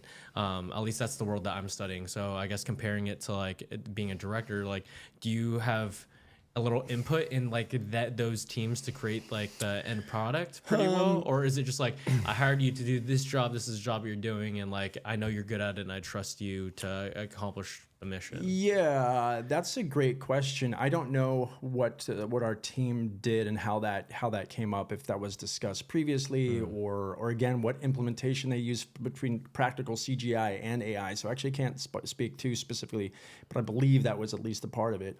So I don't know if that's left to the contractor, the post effects person, you know, at least for this campaign that I was a part of. But I certainly, if you were doing like a narrative project, I believe you'd have quite a good amount of control over that. But also studios, it's their money, so maybe they would have some control over that. And I think that becomes, you know, it's going to be a lot of blurry lines, especially as they start using more like what's it, Tilly, the AI actress, Tilly, whatever her name is. It's like she's got deals, and you know she's like doesn't exist. Oh yeah, it's like Tilly Underwood, something AI like that. porn and all that shit too. Well, yeah, I guess maybe not so much in Tilly's experience, but anyway, it's all a very like who knows, and I think things sound like production's is starting to come back, and we're starting to like hopefully find a little bit of grounding. Oh really? Because it's been very difficult for industry professionals across the board. What did it accomplish the last, I guess, strike?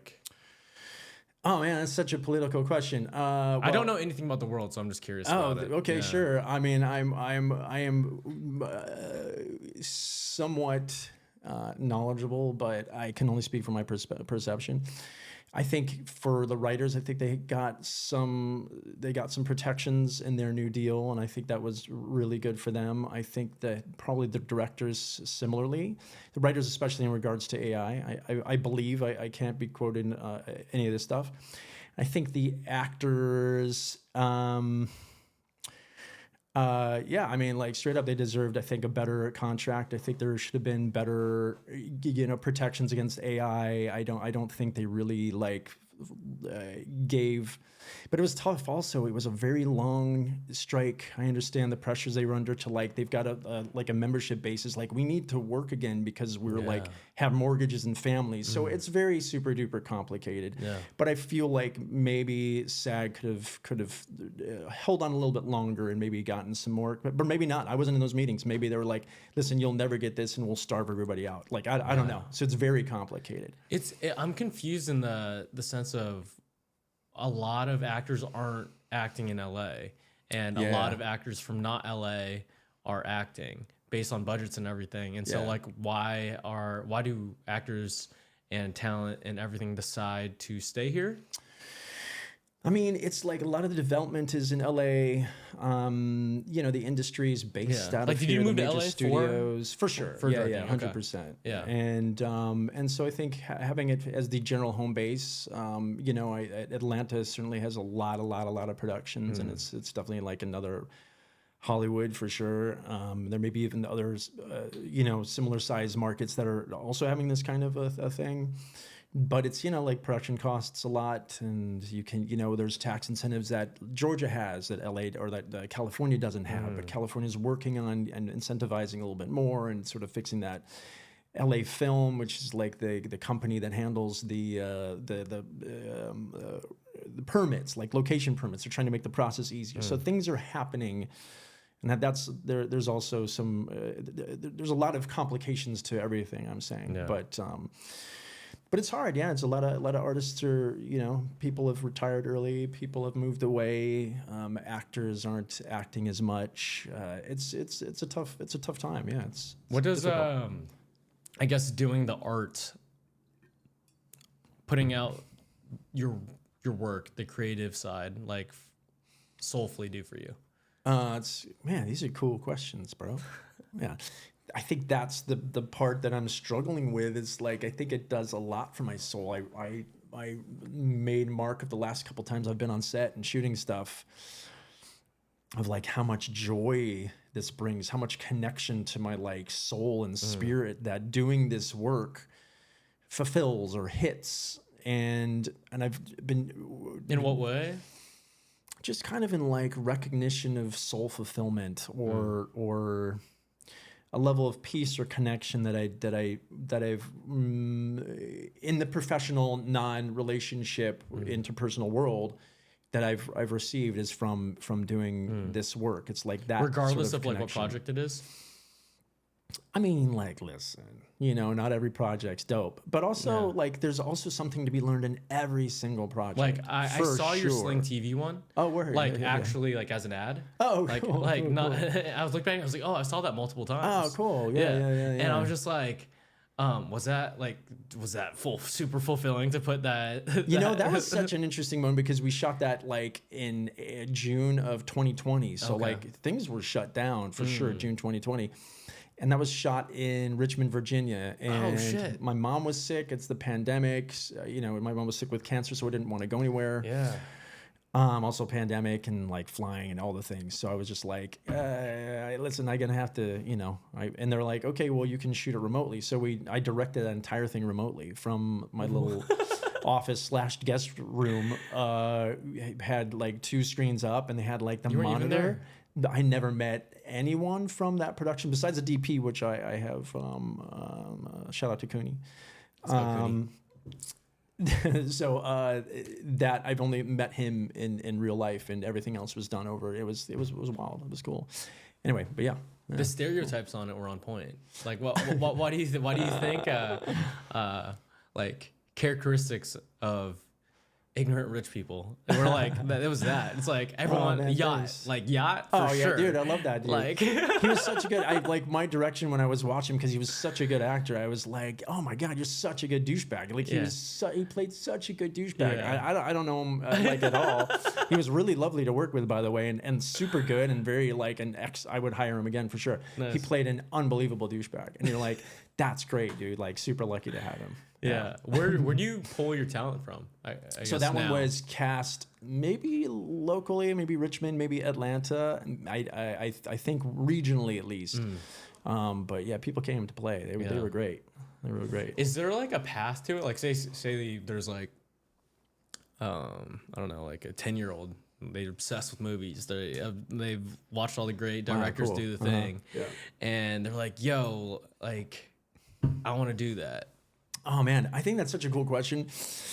How the fuck do I do that, Paul? Do I have to get in a rock band like to Right, live like- this story to be able to do that thing? Right, and like cause damage. I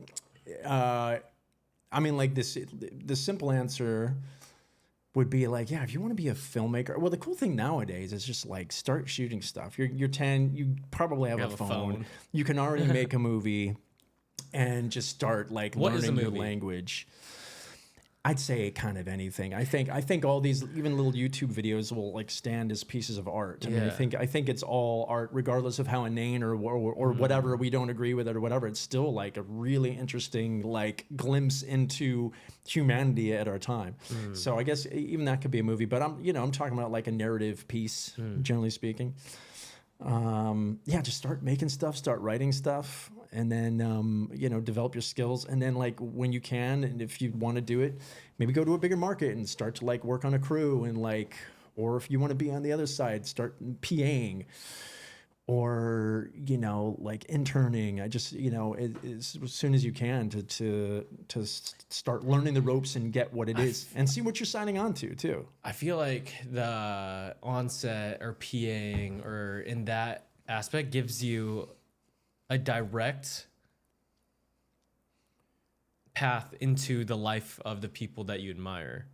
Yeah. And so you could see it. Yes, 100%. Oh, dude, exactly right. Like the first and second commercials I shot as an actor in LA were for Zack Snyder, the director Zack Snyder.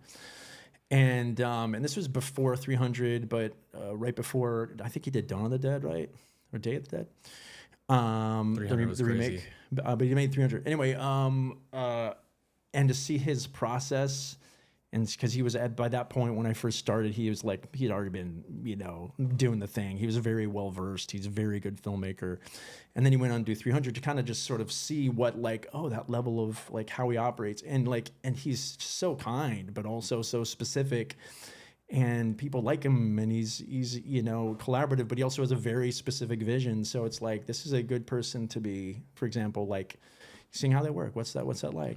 I had a few different directors that I could see their process directly. Michel Gondry, I did a very small part in a commercial, like a Levi's commercial, like years ago, and to see Michel Gondry, like he's operating his own camera and how he approaches and talks to the actors and what he's like on set. I mean, it's all like great information, and just like see like, oh my God, these are incredible filmmakers, and this is how they express their art. I mean, that's really cool.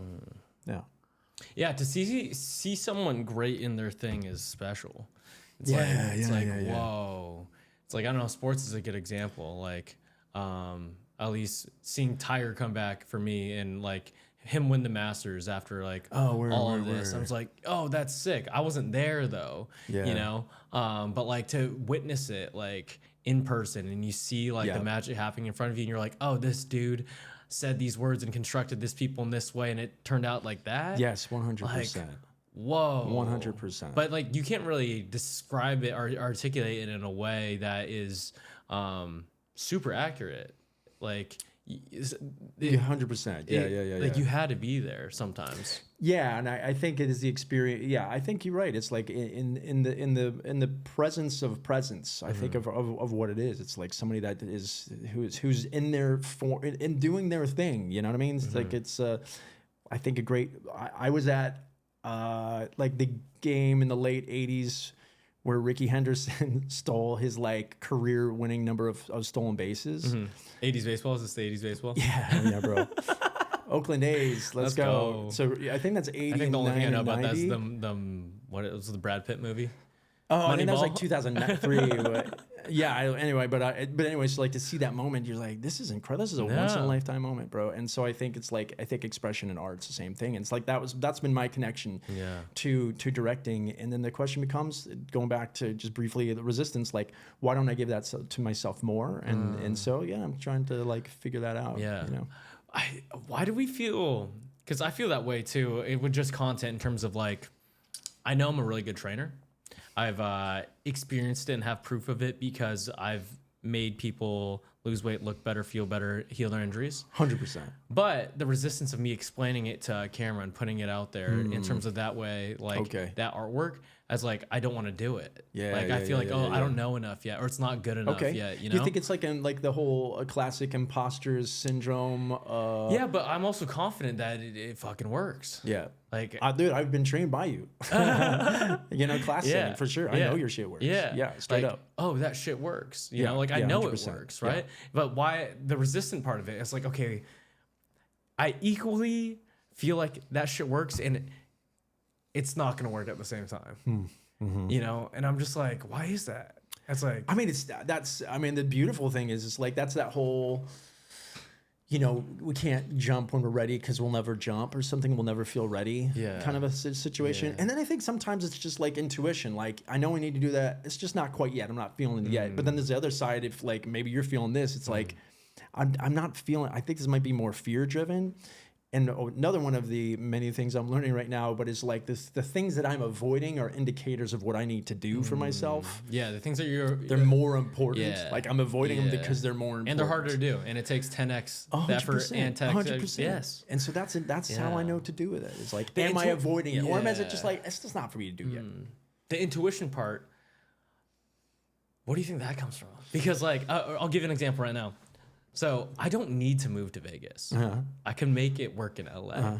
But my whole being's like, bro, get the fuck out of here, dog. Wow, then that's it right there. I know, but like I love all these people here. I have all these communities here. I built the most loving, awesome friendships out here. And like, I'll get emotional bringing it up and shit. It's like, it's amazing. Yeah. The weather's great. I'm running these mountains. Yeah. But like in terms of like my professional desires in life, my physical desires in life, in terms of like the body that I want to build, the show that I want to build, the business I want to build, it's like, oh, you need to get out of here. Okay, word.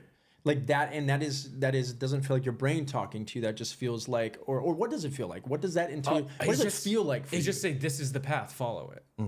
That's what it is.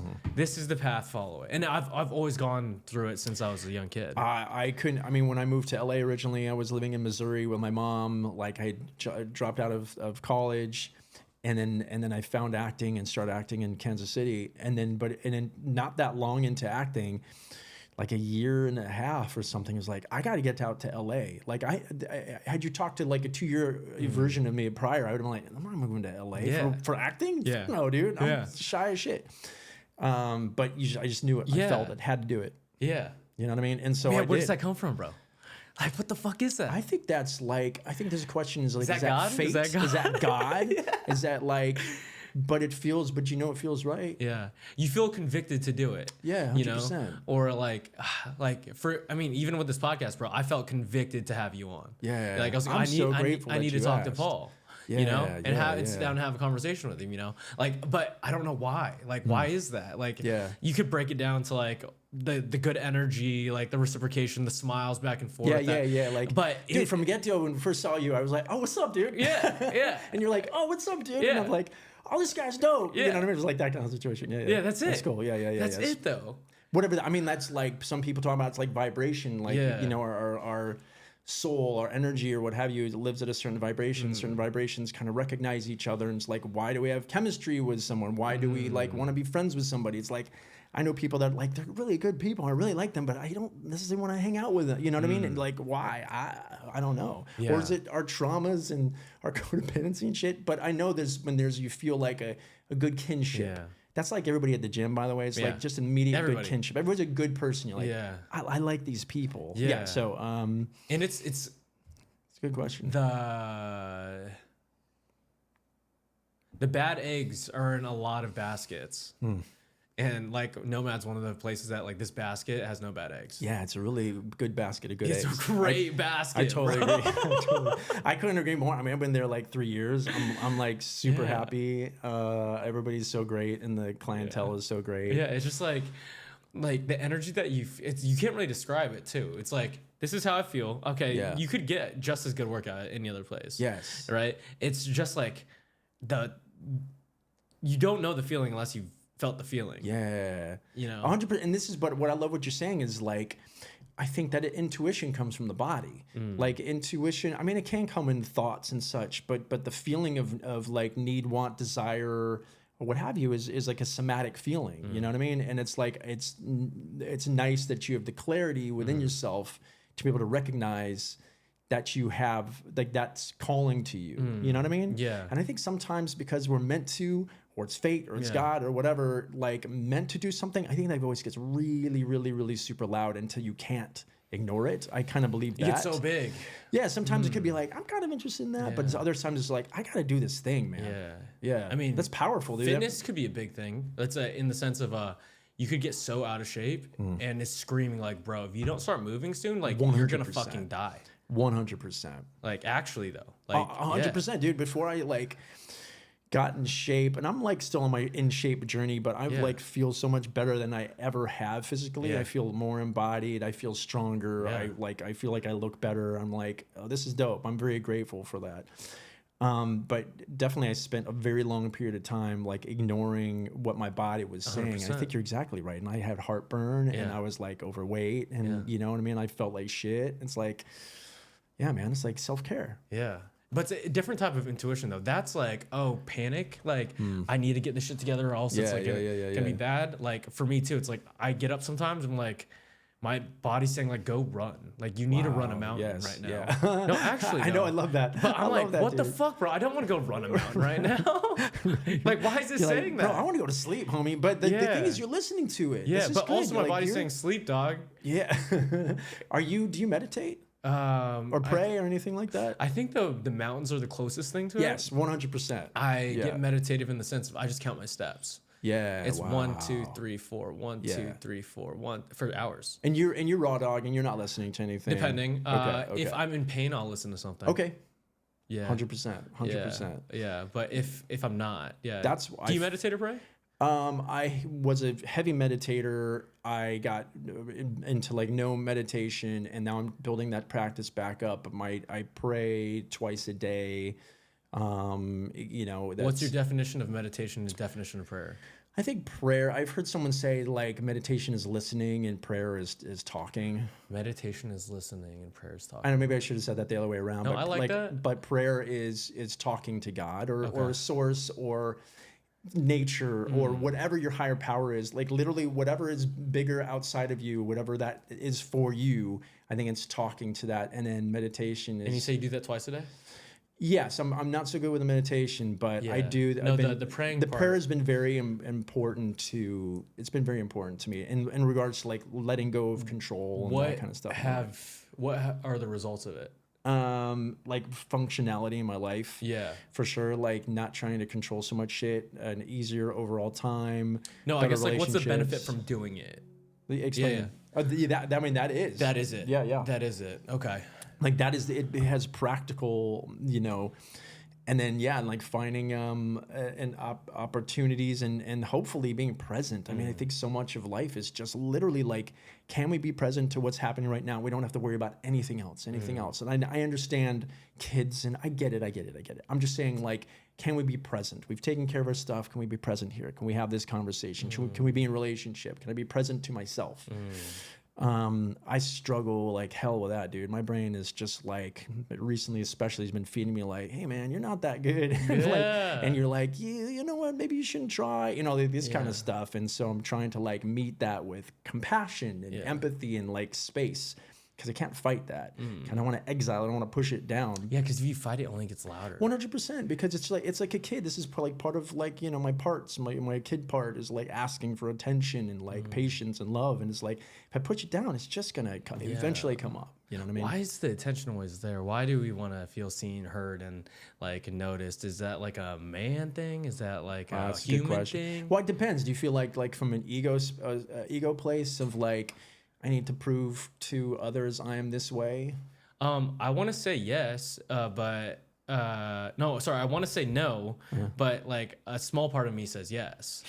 I think that's an honest answer. Yeah, yeah, it's for like, sure. I was like, yeah, fuck yeah, like, yeah, dude. I didn't do the bodybuilding show not to stand on the center stage, right? 100%. Like, this is being honest. This is very good. It's like, I don't think you can. Yeah, like there's an ego too. Like I love music. I think I want to be good at shit. And I think people who are good at shit are noticed. Right. And so like, if it's a competence thing, like if it's not always in general, like obviously the Kardashians are popular for I don't know what reason. They're good at marketing and all that stuff. But a lot of people are known for what they're good at.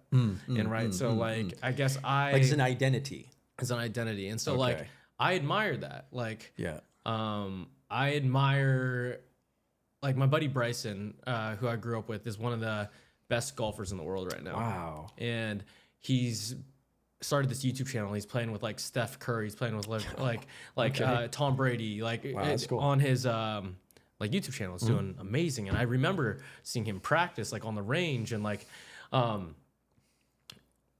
remember he cried a couple times in high school from losing a golf match. Sure. And I remember like my golf coach at the time like making fun of him. Not his golf coach, like mine from my high school. And to see just like, I was like, oh, he's so passionate about it. Like he wants to win so bad. He wants to be the best at this thing. And like, I think that's the reason why he's so fucking good, bro. Yep. And now he's admired for it. Wow. Yeah. So what is the value that you see there? Like, is it the adulation? Is it like what seems attractive to you about that situation? I actually think some of the greatest people who are best at their thing is the greatest service people to the world. Wow. Yeah. Wow. That's not beautiful. Not a lot of the time. No, I mean not sometimes. Like Alyssa Liu, man. I mean, like think about that. Like that her performance at the Olympics. I mean, is one of the most inspiring things I've ever seen in my life. Truly, I think she's almost like a sage and like here to bring that message to humanity of like enjoy, let go, bro. I mean, I'm just like, wow. So young.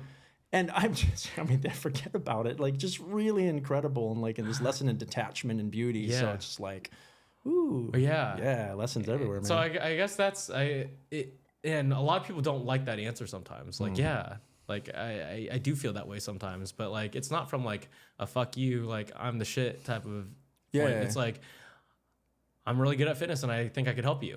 I think that's but I can feel how that's a genuine thing from you. It's the side of service, and I think something that is in the line of service is something that will continue to be supported. I think that you'll continue to find like success because like you're coming from that place. It's like, yes, there are self-serving parts. You're not like, you'll hopefully make a ton of dough and you can have like a dope how. I mean like, yes, of course. Yes. But also what's the original intention in it? Yeah. That's really beautiful. Service, great. Hell yeah. Service. And I also think it's like the best feeling, bro. Yeah.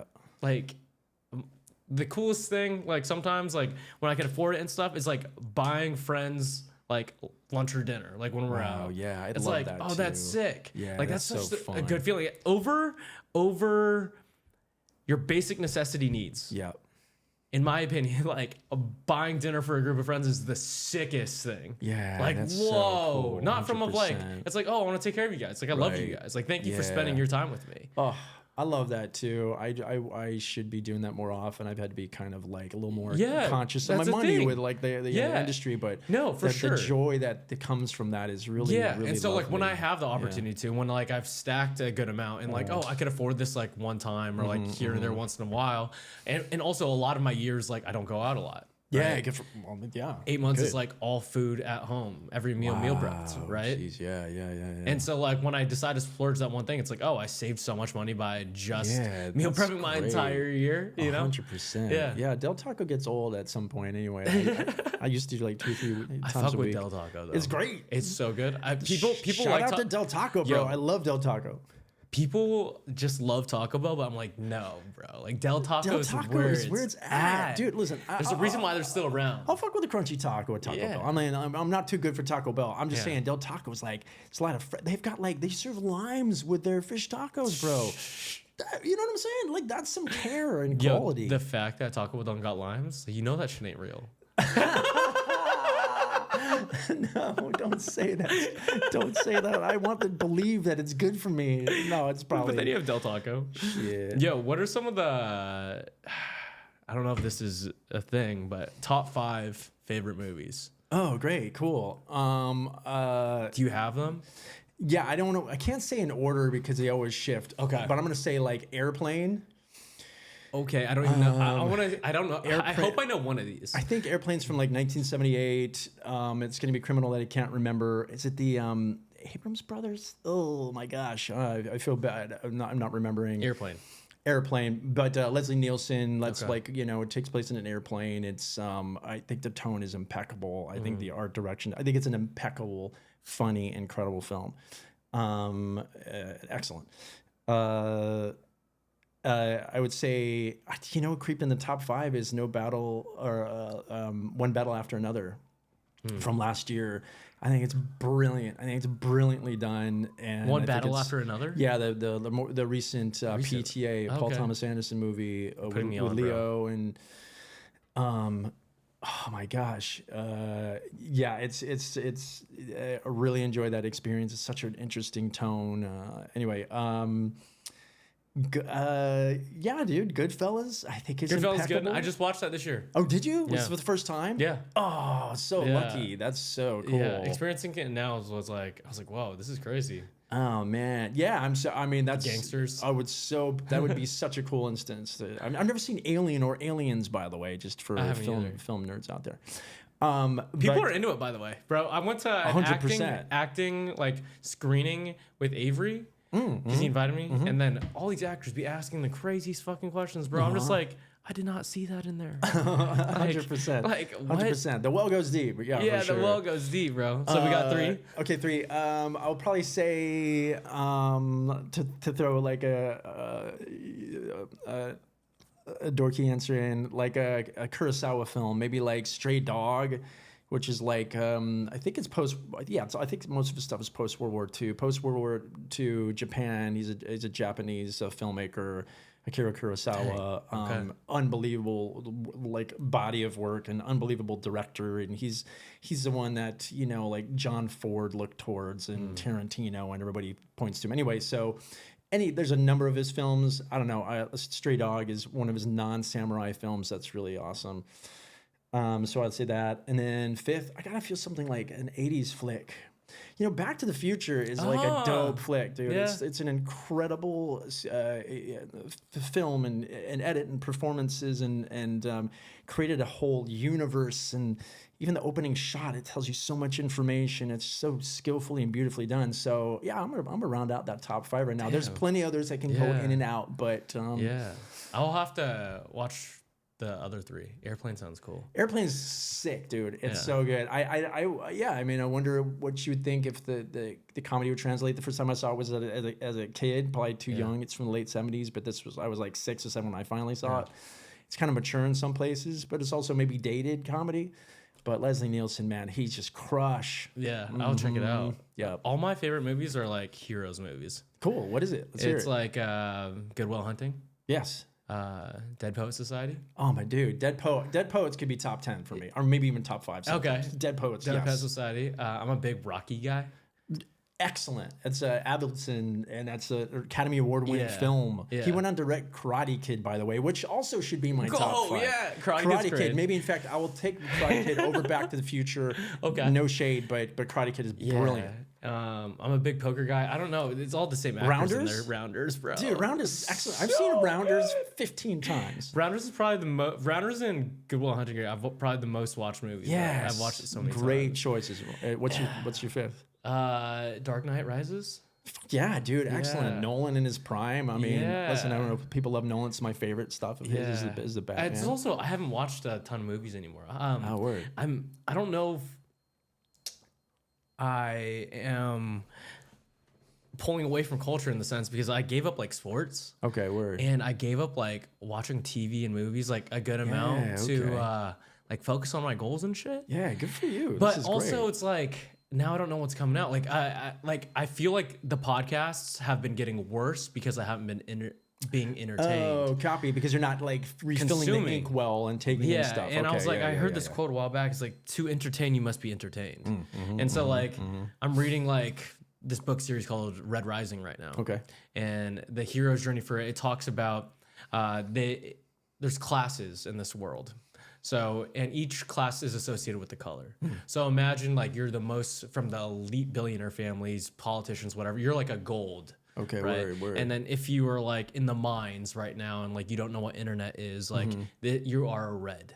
And then prostitutes are pink. Okay. Janitors are blue. Electricians. Kind of like a caste system sort of a situation. And so but the thing is, you're stuck there. Like you're not allowed to move. Like you're born into this color. Okay. Right. And then it talks about this crazy hero's journey of like this red figuring out how to like engineer his parts and everything to become a gold from the very bottom of society to the very top of society. And the thing is, like, you know what hard feels like. Yeah. Too, right? And so you could understand and like get all these community and people together. And I'm like, me knowing this story and being entertained by this piece of fiction is allowing me to have a better conversation with Paul. Wow. You know? Yes. You know? Yes. And I'm just like, okay, fuck. What's the balance there? I don't know yet. I haven't Do you feel found like it.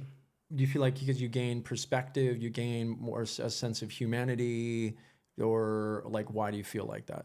Yeah, I feel like I think stories are a big part of how we communicate, right? Me referring to certain things and you referring to certain things, or a quote from a movie or this and that, makes just conversation in life a lot better.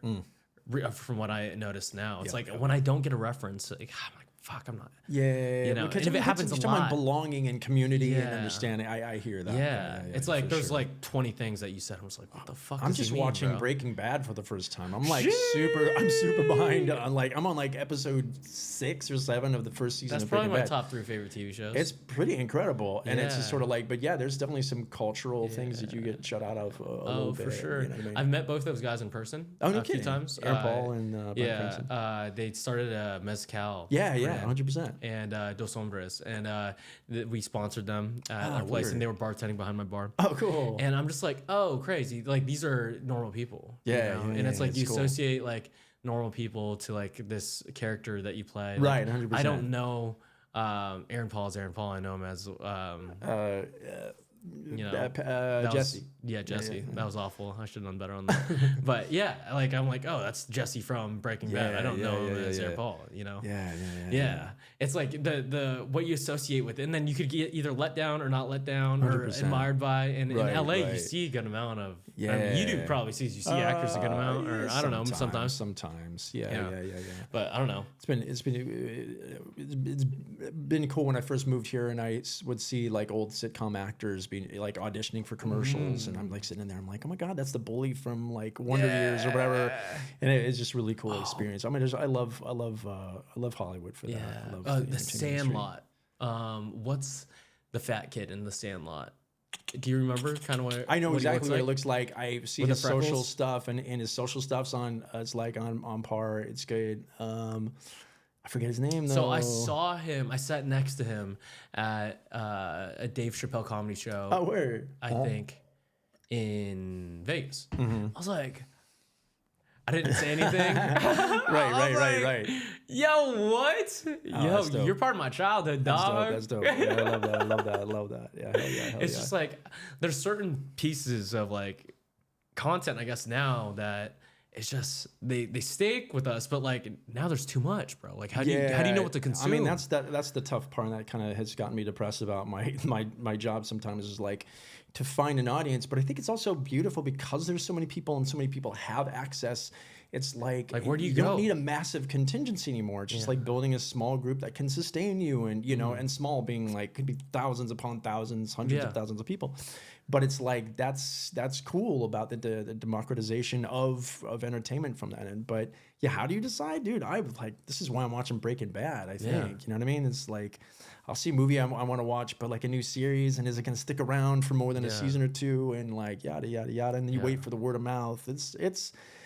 It's tough if you get off of social at all, because I mean, I'll sit there and like 2 hours in, I'm like, dude, I gotta go on with my day. What are we doing here? Yeah. What's your favorite form of content? What do you consume the most? I would probably say like streaming. Streaming? Yeah, like I Wow. would say like Streaming.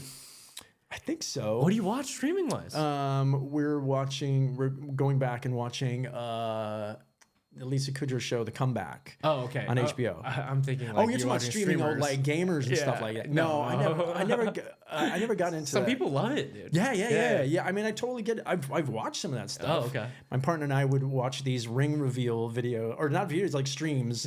Yeah. They'd put these little like blocks of whatever like bubbly soap stuff and then reveal these rings for people, and it's like, yeah, dude, it's fun. So truly no shade on anything. I'm watching like probably TV shows and trying to catch up on movies. Yeah. Heck yeah, dude. How's getting, we didn't talk about the fitness journey too much, but like getting back in shape and like running again and lifting consistently, dude. like what's that like? That's such a good question too, and I can feel myself like trying to like I gotta make sure I'm kind of flexing because I'm on camera, whatever bullshit. No, I feel so much better in my body. I feel so much more confident. I mean, obviously the health benefits and all the things. But again, I think it's like it's just self-care. It's like self-love. Also, like, I don't know if you have it from like a masculine standpoint. It feels good to feel strong. This is what I felt after, dude. Let me tell you about boxing, okay? So I had like one lesson with Hunter. Let's go. But like for 1 hour, and like at first, trying to get it, and then Paul's learning some jabs and crosses. I was telling Nate, I'm like, I guess kind of like the mechanics of other sports, that makes sense, throwing a ball or whatever. And so I played some sports growing up, and so I really connected to it. But what I was really connecting to by the end of the lesson, I was getting really intense and could feel like it's just connecting to something like deep inside of like this need to express power or whatever. Mm-hmm.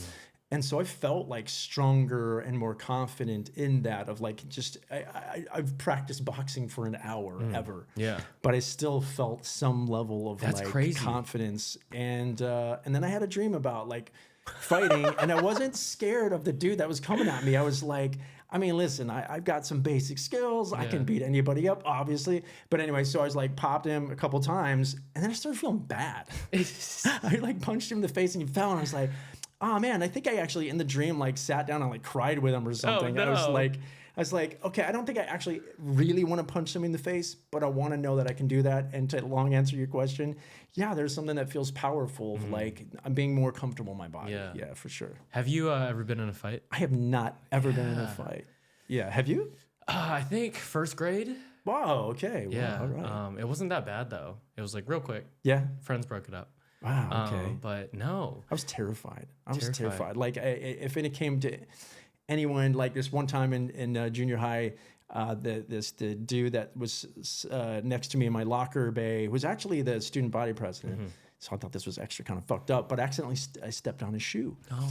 And he looked at me and he goes like, you left a mark. And I was like, oh, I'm sorry. Like I didn't mean to. Yeah. And he's like, wipe it off. Oh. And I was like, yes, sir. Absolutely, sir. And I was like down there. Actually, the first thing I said was like, are you serious? And he's like, yeah, like as in I'm going to kick your ass if you don't wipe off my shoe. And so I was like, you got it. So I went down there and like, actually, I didn't even go crazy. I just kind of did. I think he was looking for looking for the act. So he went down and like, I kind of like brushed it a couple of times, like, okay, there. And he's like, and he didn't say anything, and I avoided an ass kicking. Mm-hmm. So that is summed up. That was probably the closest I got into a fight. What grade were you?